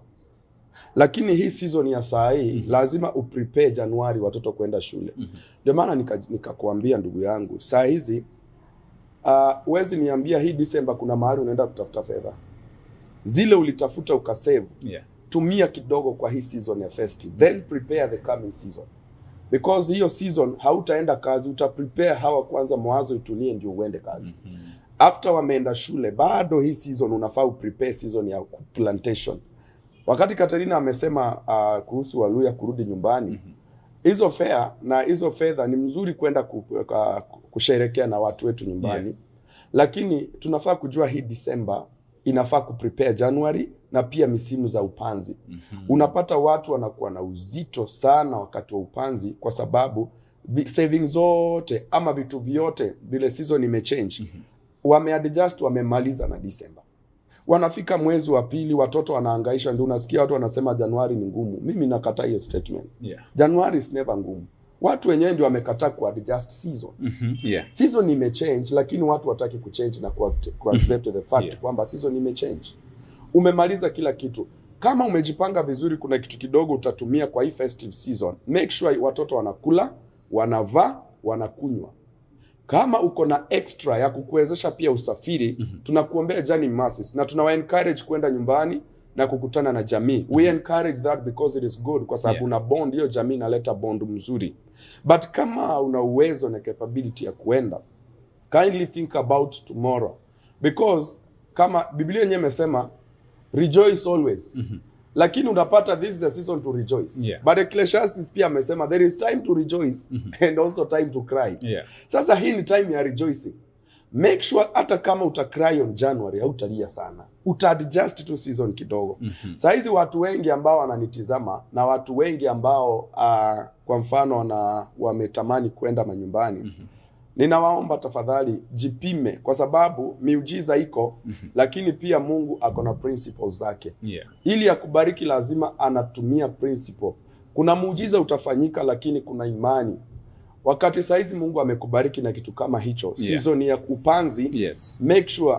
Mimi kitu ninapenda kuhusu kule ambako labda tulizaliwa, wazazi wetu mimi huona wana divide. Wanasema hii mtatumia na hii tutatumia hapa. Ile ya upanzi wanajua calculation ya hizo fedha za upanzi kwanza. Wanaziweka kando. Hizi za watoto kwenda shule nini. In fact hapo Mawanga nimeona kuna watu ni werevu kwa duka za uniform wako as I'm speaking. Then nikawauliza amwendi ushago, then they told me, Pastor, ushago tutaenda, lakini wacha tutangulie hawa kwanza, kile kitabaki tutaenda nacho. Umeona sasa wamepea vitu priority. Saizi season vile zimechange, unafaa kuanza kupea vitu priority ili tena usikuje kuona kana kwamba Mungu hatendi. Ashakubariki. Lakini jua vile una manage hizo baraka na una manage opportunity ambayo Mungu amekupatia for better tomorrow. Because ukimisuse the blessings, do not expect miracle on January. You have to pay school fees. You have to kununua vitu ende upande. Mungu hata shuka akununulie, yeye hata provide according to his principles. Na ukimuomba nipatie, kwa mfano hata mimi nimeambia Mungu, niko na plans za next year. Because this month already inaisha. Niko na plans za next year. Main thing about tomorrow. Sisi huwa ufikiria about kesho, kutakuwa aje. Ukiangalia jamii, hawa watu wanafaa kufurahia, wanafaa kwenda kucelebrate na wenzao. Pia na encourage watu, msigojange tu December ndio umweke excuse ya kuenda. Pia kuna time hapa katikati. Nilikuwa ninafurahia sana kuhusu Bishop alipokuwa anaongelea kuhusu denied celebration. Hicho kitabu ameandika cha denied celebration. Hata mimi nilikuwa na mentality kukataa kucelebratiwa. But nikajua it is good saa hizi kwenda kucelebrate na watu. Lakini nimejiuliza saa hizi wanatuuliza mtakuja lini? Ninawauliza kuna haja ya kukuja ama kuwatumia? Wanasema afadhali ututumie kama mko nazo, kwa sababu mimi jamii yangu ina watu kama 5, 6. So kila mtu ukipiga fare, nikiround up fare ninaona bado nikirudi bado nitaumia. Round up kwenda ni kama 15,000, kurudi pia 15, that is 30,000. Plus shopping kidogo. It is good to go and celebrate. Kama hauna capability ya kuenda, please tuna encourage vile Katarina amesema, tuko hapa town kwa sababu kumeumana. Lakini Mungu ako upande wetu. Okay. Thank you mchungaji. Na pia kabla hatujaelekea mapumzikoni, now unapata kwamba kila ambacho tumezungumzia is what we as human beings do. Ama kitu ambacho tumejiwekea kwamba inafika mahali fulani, this is what we have to do. We as a people, kama jamii fulani, kama ni mwezi fulani, unapata kwamba wakati fulani unapata kwamba jamii zimeandaa sherehe. Tumezungumzia kuhusu cultural celebrations ambazo zinaendelea katika nchi, katika pande tofauti katika jamii humu nchini. Now, do we have a spiritual seasons pia zenye tunaweza kusema kwamba kuna wakati ambapo kiimani? Do we have them? Tuko na spiritual seasons ambazo tunaandaa pia za kucelebrate kama jamii. Kuna kushukuru Mungu, labda kuna mtu amebarikiwa kwa jamii. Kuna ile season Mungu huandaa mtu kwenu abarikiwe. Labda unapata kuna mtu amejenga nyumba, na mtu amenunua gari. Hizo season za spiritual because imetoka kwa Mungu. Na hizo ni zinakuwa pia important season. Labda kama kuna mtu amejenga nyumba na uko nyumbani hauko umejenga nyumba kama hiyo. Season kama hiyo by them inaona ni very important because you are going to celebrate the doings of the Lord. Na Mungu huwa na wakati wake. Amejua kwamba kuna wakati utaenda ucelebrate kile makuu amefanya, na ataitenda one day. So hizo season ziko, labda kuna mtu amebarikiwa anafaa kwenda kufanya ndoa, ama Mungu amebariki kuna vitu ambazo tunaenda kusherekea. Mtoto amepita, kwanza kuna watu tulikuwa naenda kusherekea mtoto amepita mtihani. Sasa wameandaa sherehe kubwa. Kuna mwingine amefanya graduation university juzi. Unaona hizo saa zote tumezicombine kama this season ndio wamefanya. Hii season kuna celebration mingi. Despite kuna celebration, bado nita insist watu wajipange. Sababu saa hizi ni season ya kujipanga. So kuna spiritual seasons kama hizo, na kuna hata spiritual seasons zingine za ordinations, watu wanakuwa ordained, alafu jamii pia inafurahia. Mtoto wetu amefanywa like last Sunday. One of our sister alitualika, tukaenda kucelebrate na yeye amefanya kuwa Reverend. You see now kwa jamii kuna mtu amezaliwa ambaye watu hawakujua kwamba kutazaliwa a spiritual leader kama huyo. Kuna zile season mingi ambazo Mungu anaandaa kama hizo. Unaweza pata pia kuna season zingine ambazo kwa jamii labda kuna kitu ambacho Mungu amekitenda ambacho watu hawakujua kwamba angeweza kukitenda. Sisi jamii yetu tulikuwa tunaona mtu amenunua gari kwa miujiza. Na sasa ukipata mtu amenunua gari amepeleka kule, lazima kuitwe sherehe na kuitwe pastor. Aende aombe na dedicate na abariki sehemu. Hiyo ni season ambayo Mungu analeta joy. So sio kila season ya kulia by the way. Na hata tunaweza ongelea hivi na tupate Mungu amefanya kitu kikubwa saa hizi. By the way, kuna mtu saa hizi ninaongea tunaweza lia hivi na anunue school fees, save kila kitu, na Mungu afanye kitu kwa hii season na apate fare aende. Hiyo ninaomba ni vizuri waende na warudi salama. So kuna zile season ambazo Mungu, spiritual season kama hizo ambazo Mungu huleta glory kwa jamii. After crying for so long, after saying that the economy, but let me sit to blame economy. Because Biblia inaniambia all things work for good for them that trust in the Lord. Hata kama kuko hivi ina work for good. Because Romans 8:28 anasema all things work together. Yani hajatoa mabaya ama mazuri. Dino nimekuja kurealize kwa Biblia, Mungu hufanya aje? Yeye ndiyo anatumanga the hard season to prepare the good season. The good season, Saizi unaweza kuwa kwa hard season but God is preparing for a good season. Nilikuwa naona Mungu anatuma Exodus, anatuma Moses, return to Egyptians. Lakini anasema but I'll harden the heart of that man. Na huyu ni Mungu, imagine, na yeye ndiye anamtuma deliver hao watu. So hard season Mungu huachilia tougher season to prepare for good season. Yes. Na pia unapata kwamba sasa hivi tunazungumzia kuhusu msimu wa Christmas and the people are asking is this a spiritual season ama ni sherehe ambazo tumeziandalia sisi wenyewe kama wanadamu? No. Sisi kama Wakristo tunaamini kwamba Yesu alizaliwa hiyo wakati. Alafu celebrate other people kama unataka kuwa celebrated. Sisi kama Christian tuna celebrate our victory. This is where our solution came from as Christians. Jesus was born to bring a solution mahali ambapo hatukuwa tumepata solution. What is wrong about celebrating the birthday of the king who came to bring salvation to our life? Who died? In fact, he's a hero. We have to celebrate him kwa sababu alileta kutukomboa. Wenye tulikuwa hatufai, alifanya tukafaa. Biblia inasema ya kwamba alichukua paka wanyonge akainua. Ni vizuri kucelebrate, especially kwanza hii ndio the important, very important, kwa sababu yeye ndio njia. Bible inasema yeye ni njia, ukweli na uzima. Kwa nini tusicelebrate ile siku Mungu alileta ukweli na njia, ukweli na uzima? It is important to celebrate. Kwanza ile siku mimi sitaki simu. Mshirika wangu ninakupenda, lakini ninapenda vile askofu wetu usema. Kuna wakati nataka nikae na jamii yangu. Na in fact hiyo siku nikate keki nimeandika hapo Jesus our King. Vile huo slogan ya church yetu Chosen Generation. Jesus our King. Unaweka keki hapo hata unachora Jesus. Although sasa tujui kama ni sura yake lakini sisi tunaamini huyo ni Jesus. So tunaenda by faith. It is important to celebrate that day. Because ukideny ku celebrate wengine, wewe pia hautakuwa celebrated.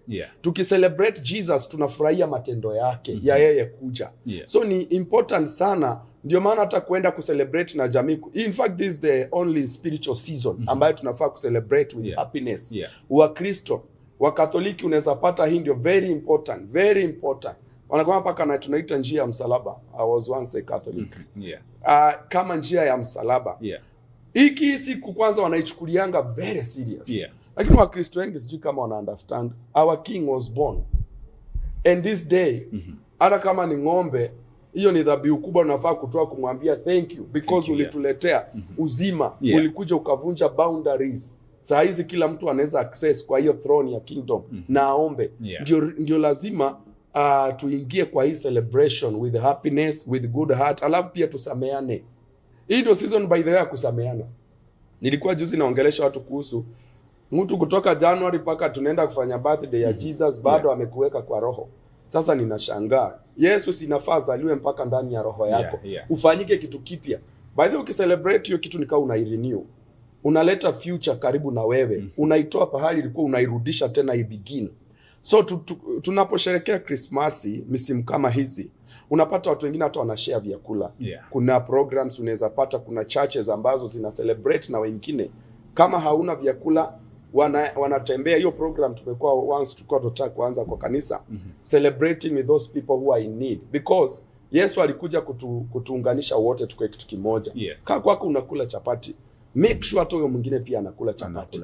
That is what we call unity that Jesus brought here on earth.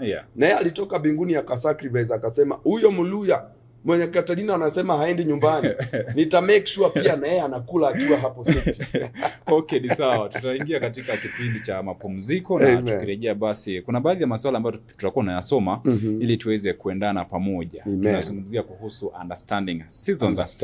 Let's take a very short commercial break. Tukirejea basi mtazamaji tunarejea na mengi zaidi, usiondoke. Amen. Step into a world of beauty and elegance, where we bring you the latest and trendiest beauty products and equipment that cater to your every need. From luxurious skincare essentials infused with natural African ingredients to a wide array of makeup products that celebrate the diverse beauty of East Africa, we have it all. At East Africa Cosmetics, we understand that beauty comes from within. That's why we also offer a hand-picked selection of holistic wellness products to nourish your body and soul. With our state-of-the-art beauty equipment, you can now bring the salon experience to the comfort of your own home. Discover top-of-the-line hair dryers, beauty tools, and grooming essentials that will leave you looking and feeling your best. Whether you're a makeup enthusiast, a skincare devotee, or a salon professional, East Africa Cosmetics is here to support your beauty journey every step of the way. But wait, there's more. Our knowledgeable and friendly staff is always ready to assist you in finding the perfect products tailored to your unique style and preferences. So, why wait? Visit us today at Jala Plaza Nakuru, Gusii Road adjacent to Kenyatta Avenue on your way to Tidy's Hotel, or Carnation Building along Mosque Road opposite Showmut Plaza. Call us on 0721 340 643. Visit our social media platforms, East Africa Cosmetics. And let East Africa Cosmetics be your trusted partner in beauty and wellness. East Africa Cosmetics, where East Africa's beauty comes to life. Are you passionate about media, communication, or learning sign language? Welcome to Mamlaka School of Media and Sign Language, where we transform passion into profession. We offer comprehensive courses in Kenya Sign Language and Interpretation, ideal for anyone looking to bridge communication gap and make a difference in people's lives. Explore the exciting world of journalism and mass communication, or capture breathtaking moments through videography and photography. Our TV and film production courses will set you on the path to success. Master the art of live streaming and become a pro in radio production. We also nurture entrepreneurial minds with our entrepreneurship skills program. And for those eyeing international opportunities, we offer test of English as a foreign language, Enjoy flexible fee payment options tailored to fit your budget. Experience high-quality professional studies that equip you with essential skills. Benefit from attachment placements in reputable media houses, giving you real-world experience. Grow in an environment grounded in Christian values and a commitment to discipline, ensuring a well-rounded education. We are proudly hosted by Mamlaka Television and Chosen Generation Church. Enroll today and step into your future. For more information, call, text or WhatsApp us at 0700 899 899.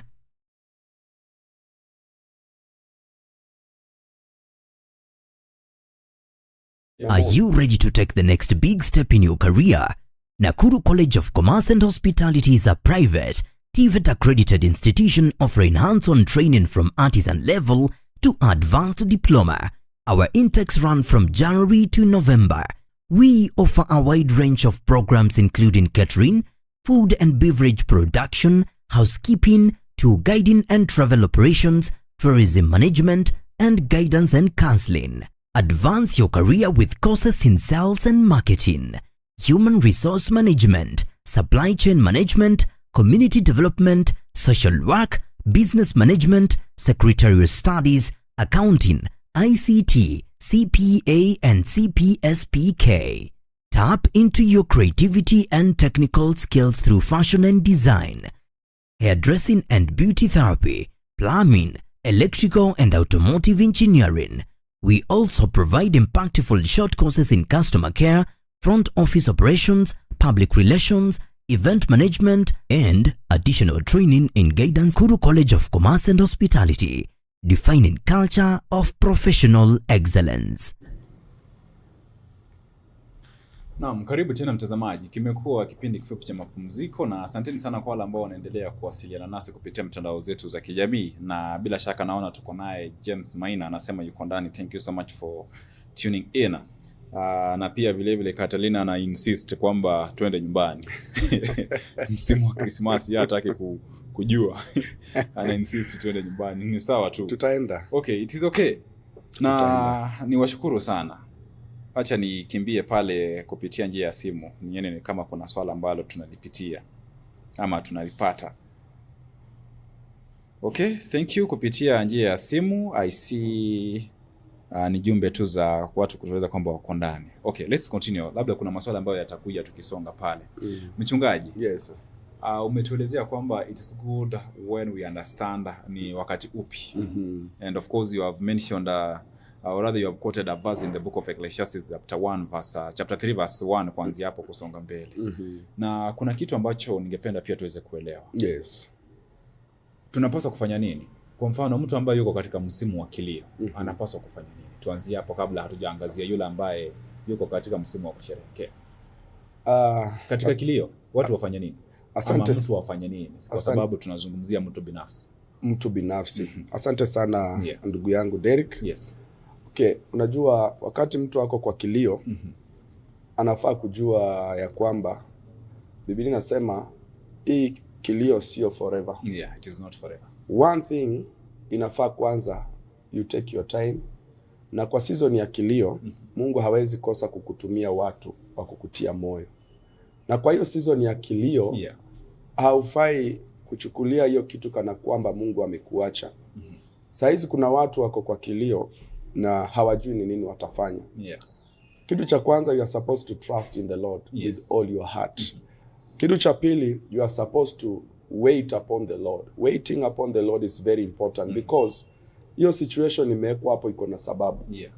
Haujaenda kwa season ya kilio bila sababu. Umeenda kwa season ya kilio ukiwa na sababu.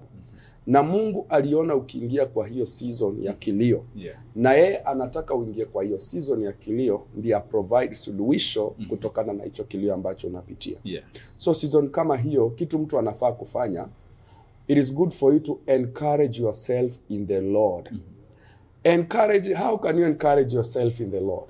Wakati uko katika season ya kilio, sio vema wakati kuonyesha kila mtu kwamba unalia. Some people might be the cause of that problem that you are going through. But if you encourage yourself in the Lord, solution itakuja kwa haraka. Yule mtu wako katika season ya kumon, labda umeachwa, labda madeni zimekukumba, labda vile tunaongea mtoto ni mgonjwa kwa hospitali naye, yani saizi ujue utafanya nini. God has an answer. Usilie, my brothers and my sister. Encourage yourself in the Lord. Yes. Encourage yourself in the Lord. Yeah. Na wakati una encourage yourself in the Lord, kwa mfano nikitoa tu mfano kwa ufupi, huyo jamaa anaitwa David. Wakati mmoja alikuwa ameenda vita, na akarudi akapata Ziklag imechomwa. So alikuwa na wale watu ambao alikuwa ameenda nao vita. So wote wakamgeukia. Biblia inaniambia hiyo ilikuwa season ya David ya mourning. Pia mke wake alikuwa amechukuliwa na jamii yote. So what did David do? Ali encourage himself in the Lord. Alijitia moyo kwa Mungu. Alafu aka inquire from the Lord. You inquire from the Lord. Mungu, hii season napitia, will I overcome? You will get an answer definitely.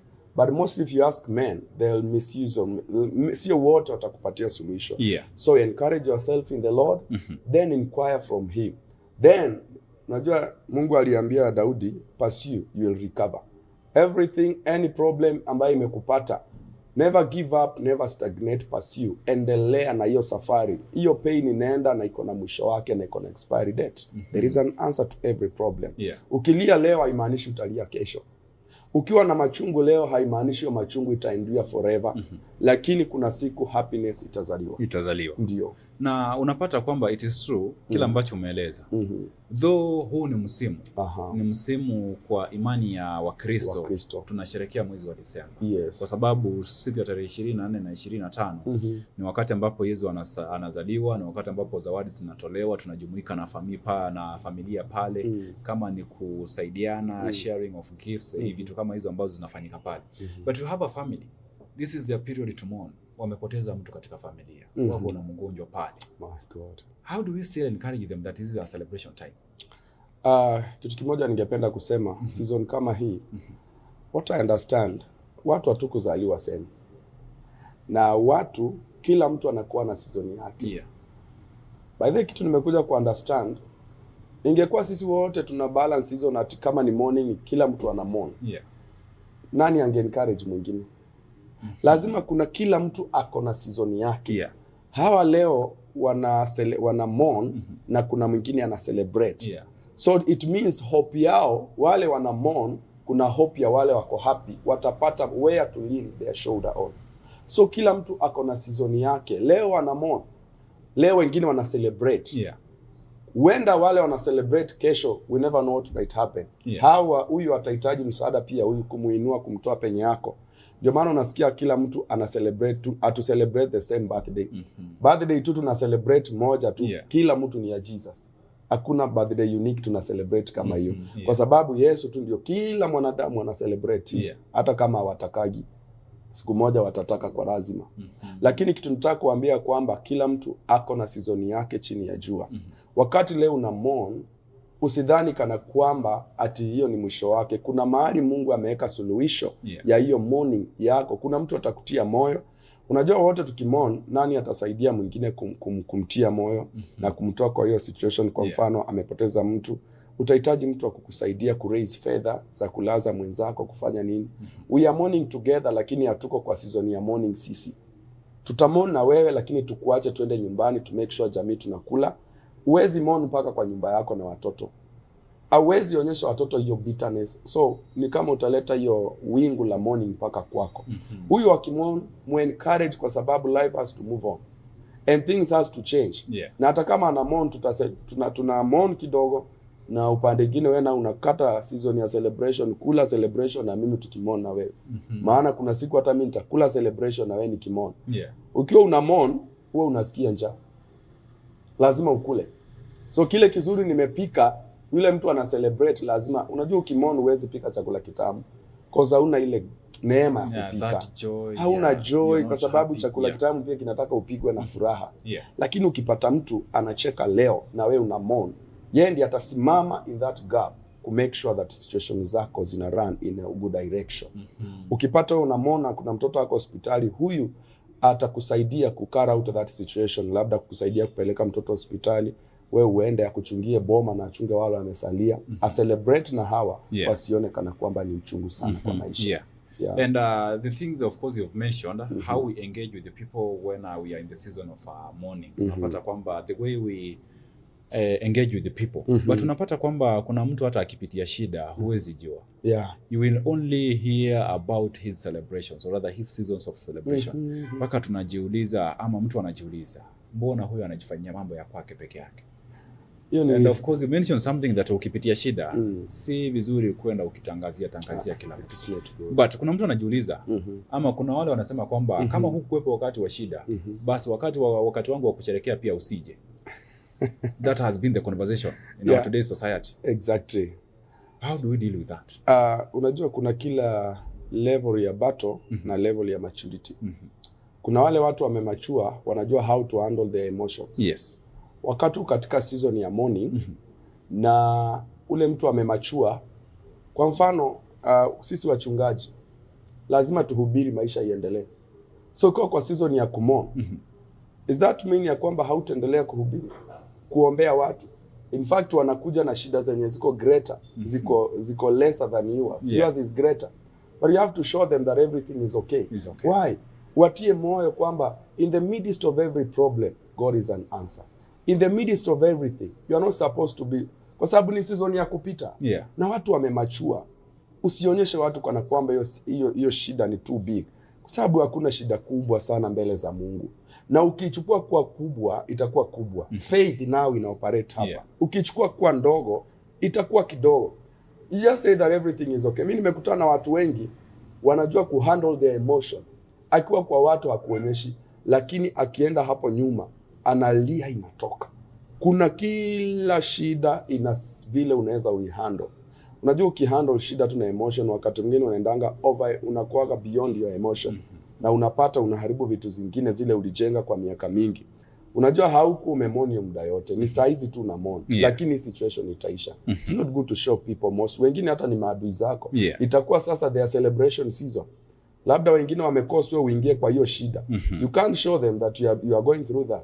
Show them that I'm not going, though umetaka niingie hapo lakini bado siwezi ingia kwa hiyo shida as far as my God is concerned. They have to understand that ile problem wamekuweka ndani, Mungu wako ana uwezo wa kukutoa ukicheka. Hata kama leo ana undergo your problem, it has a solution. Don't show people that you are mourning. Don't show people ya kwamba you don't own all problems. Ni kabitka problem. So shida zote ziko mingi kwa hii dunia na ni kadogo tu. Why should you cry for that small problem? Na answer already yani iko. So wakati unavaa smile kwa uso, inakusaidia kuovercome na kuondoa vitu zingine ambazo adui angetumia kukumaliza, kukuweaken. Smile ni strength. Lakini sometimes wakati unalia weakness ni mingi, lakini wakati una celebrate kuna a lot of strength in somebody's life. Wow. Thank you. Now I see our time is moving very fast. Na bila shaka kuna kitu ambacho ningeweza kuangaziwa pale. You know, when it is your season to smile, people wanafurahia sana. Lakini unapata kwamba pia tunaishi katika jamii.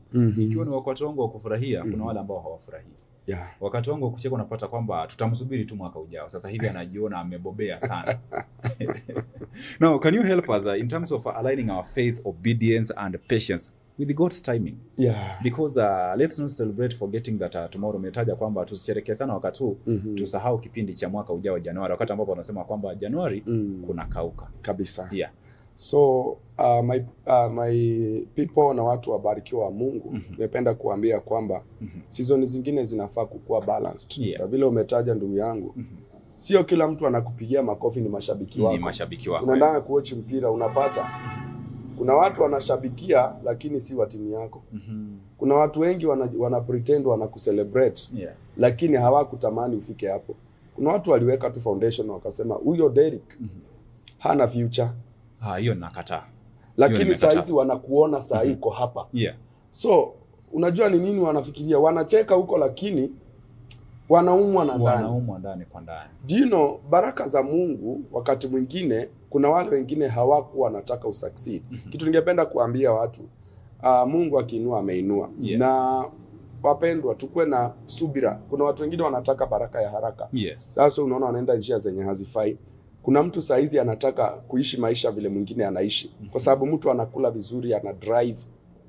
Be patient. There is time for everything. Vile Bible imetuambia. Na ukisoma Isaiah 60:22 anasema that he will make things to happen at the right time. Ngojea, kuna watu wanataka kupush things before its timing. Mungu ataruhusu baraka kwako, lakini jinsi ya kutumia ndiye hata kupea, kwa sababu maturity iko, capacity yako iko chini. So ukiona leo mimi ninacheka, wewe hujafikia, ngojea muda wako unakuja. Labda miaka haijatosha. Labda maturity yako kuhandle vitu hauwezi.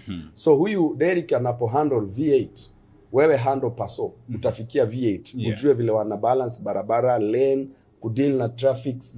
Lakini sasa huwezi nunua gari kubwa, hapana. Season yako leo kama ni season hujafika ya kucheka, ya kucheka itafika. Wacha wenye wanacheka, cheka na wao ukisoma kitu ndani yake. Kwa sababu wale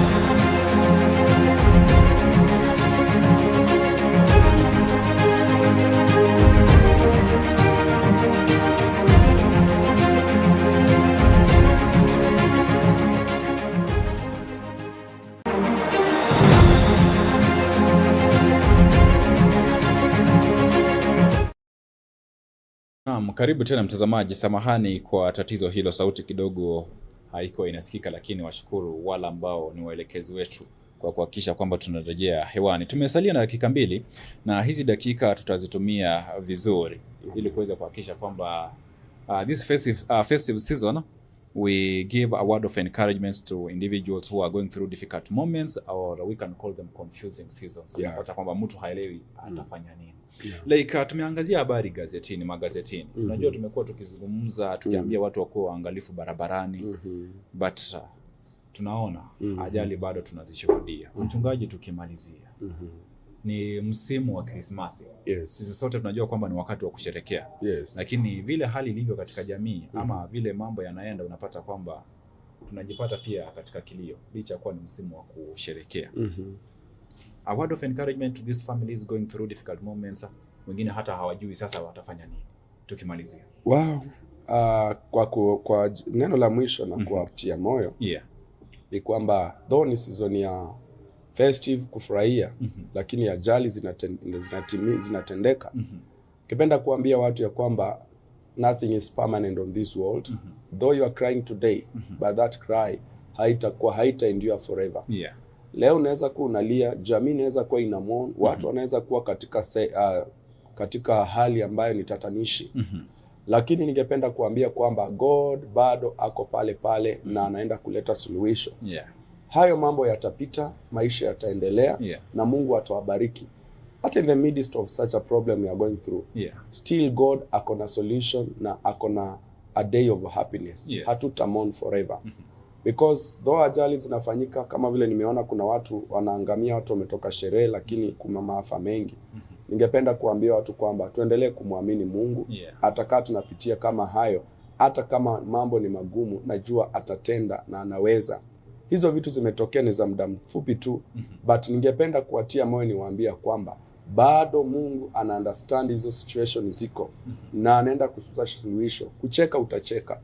Naamini kwamba kesho yako itakuwa kesho ya baraka. Jamii itarudi tu tena kama kawaida, na maisha itasonga. Asante sana. Amen. Unajua kule tutokako, singependa tuondoke kabla hujatuma salamu kwa sekunde 30 tu. Kwa vile naona muda wetu umekwisha, lakini singependa tuondoke kama hujamsalimia mtu. Exactly. Na ningependa sana kushukuru jamii yangu wakiwa pale nyumbani. Naamini wananiwatch. Mke wangu anaitwa Pastor Nora. Mrembo sana. Na watoto wangu 3, very handsome one man anaitwa Shama. na Tatiana na Tasha. Na pia nina shemeji yangu pale nyumbani wameketi wananitazama, anaitwa Orpa. Na pia Chosen Generation Church Mawanga wote ningependa kuambia Mungu awabariki sana kwa kuwa wanyenyekevu na watiifu. Pia askofu wangu. Askofu wa leo, haleluya, tunapenda salamu. Ningependa kuambia askofu wetu, wewe ni mtu wa maana na wewe ni mtu wa baraka pamoja na jamii yako. Hii season iwe ya baraka. Na wewe Katarina pia ubarikiwe sana. Mungu amani akubariki sana. Na asante sana mchungaji. Tulianza na Katalina, tunamaliza na Katalina. Tunamaliza na yeye amesema tuende nyumbani. Tutaenda sasa. Unajua unanikumbusha kuna jogoo ililetwa hapa na ikawa inawika sana tukifanya kipindi. Hiyo jogoo unajua maisha yake imo hatarini. Kwa sababu msimu huu wa Christmas lazima sherehe watu washerehekee, watu wafunge kuku. Nikimaliza mchungaji, I will still insist on faith, obedience and patience, because God's timing is the best. Unaweza kuwa unapitia muda lakini kwa vile umeeleza kwamba ugumu fulani unakuandaa kwa kipindi fulani kichajo mbele, kila ambacho kinakuja pale mbele. So let's have faith. Let's keep the faith, na bila shaka mambo yatakuwa bora. Msimu wa Krismasi, let's be a blessing to other people. Kuhakikisha kwamba tuna share tabasamu pale. Hadi siku ya kesho mtazamaji, tutakuwa tunapatana tena. Kwa heri na kutakia mchana mwema. Asante.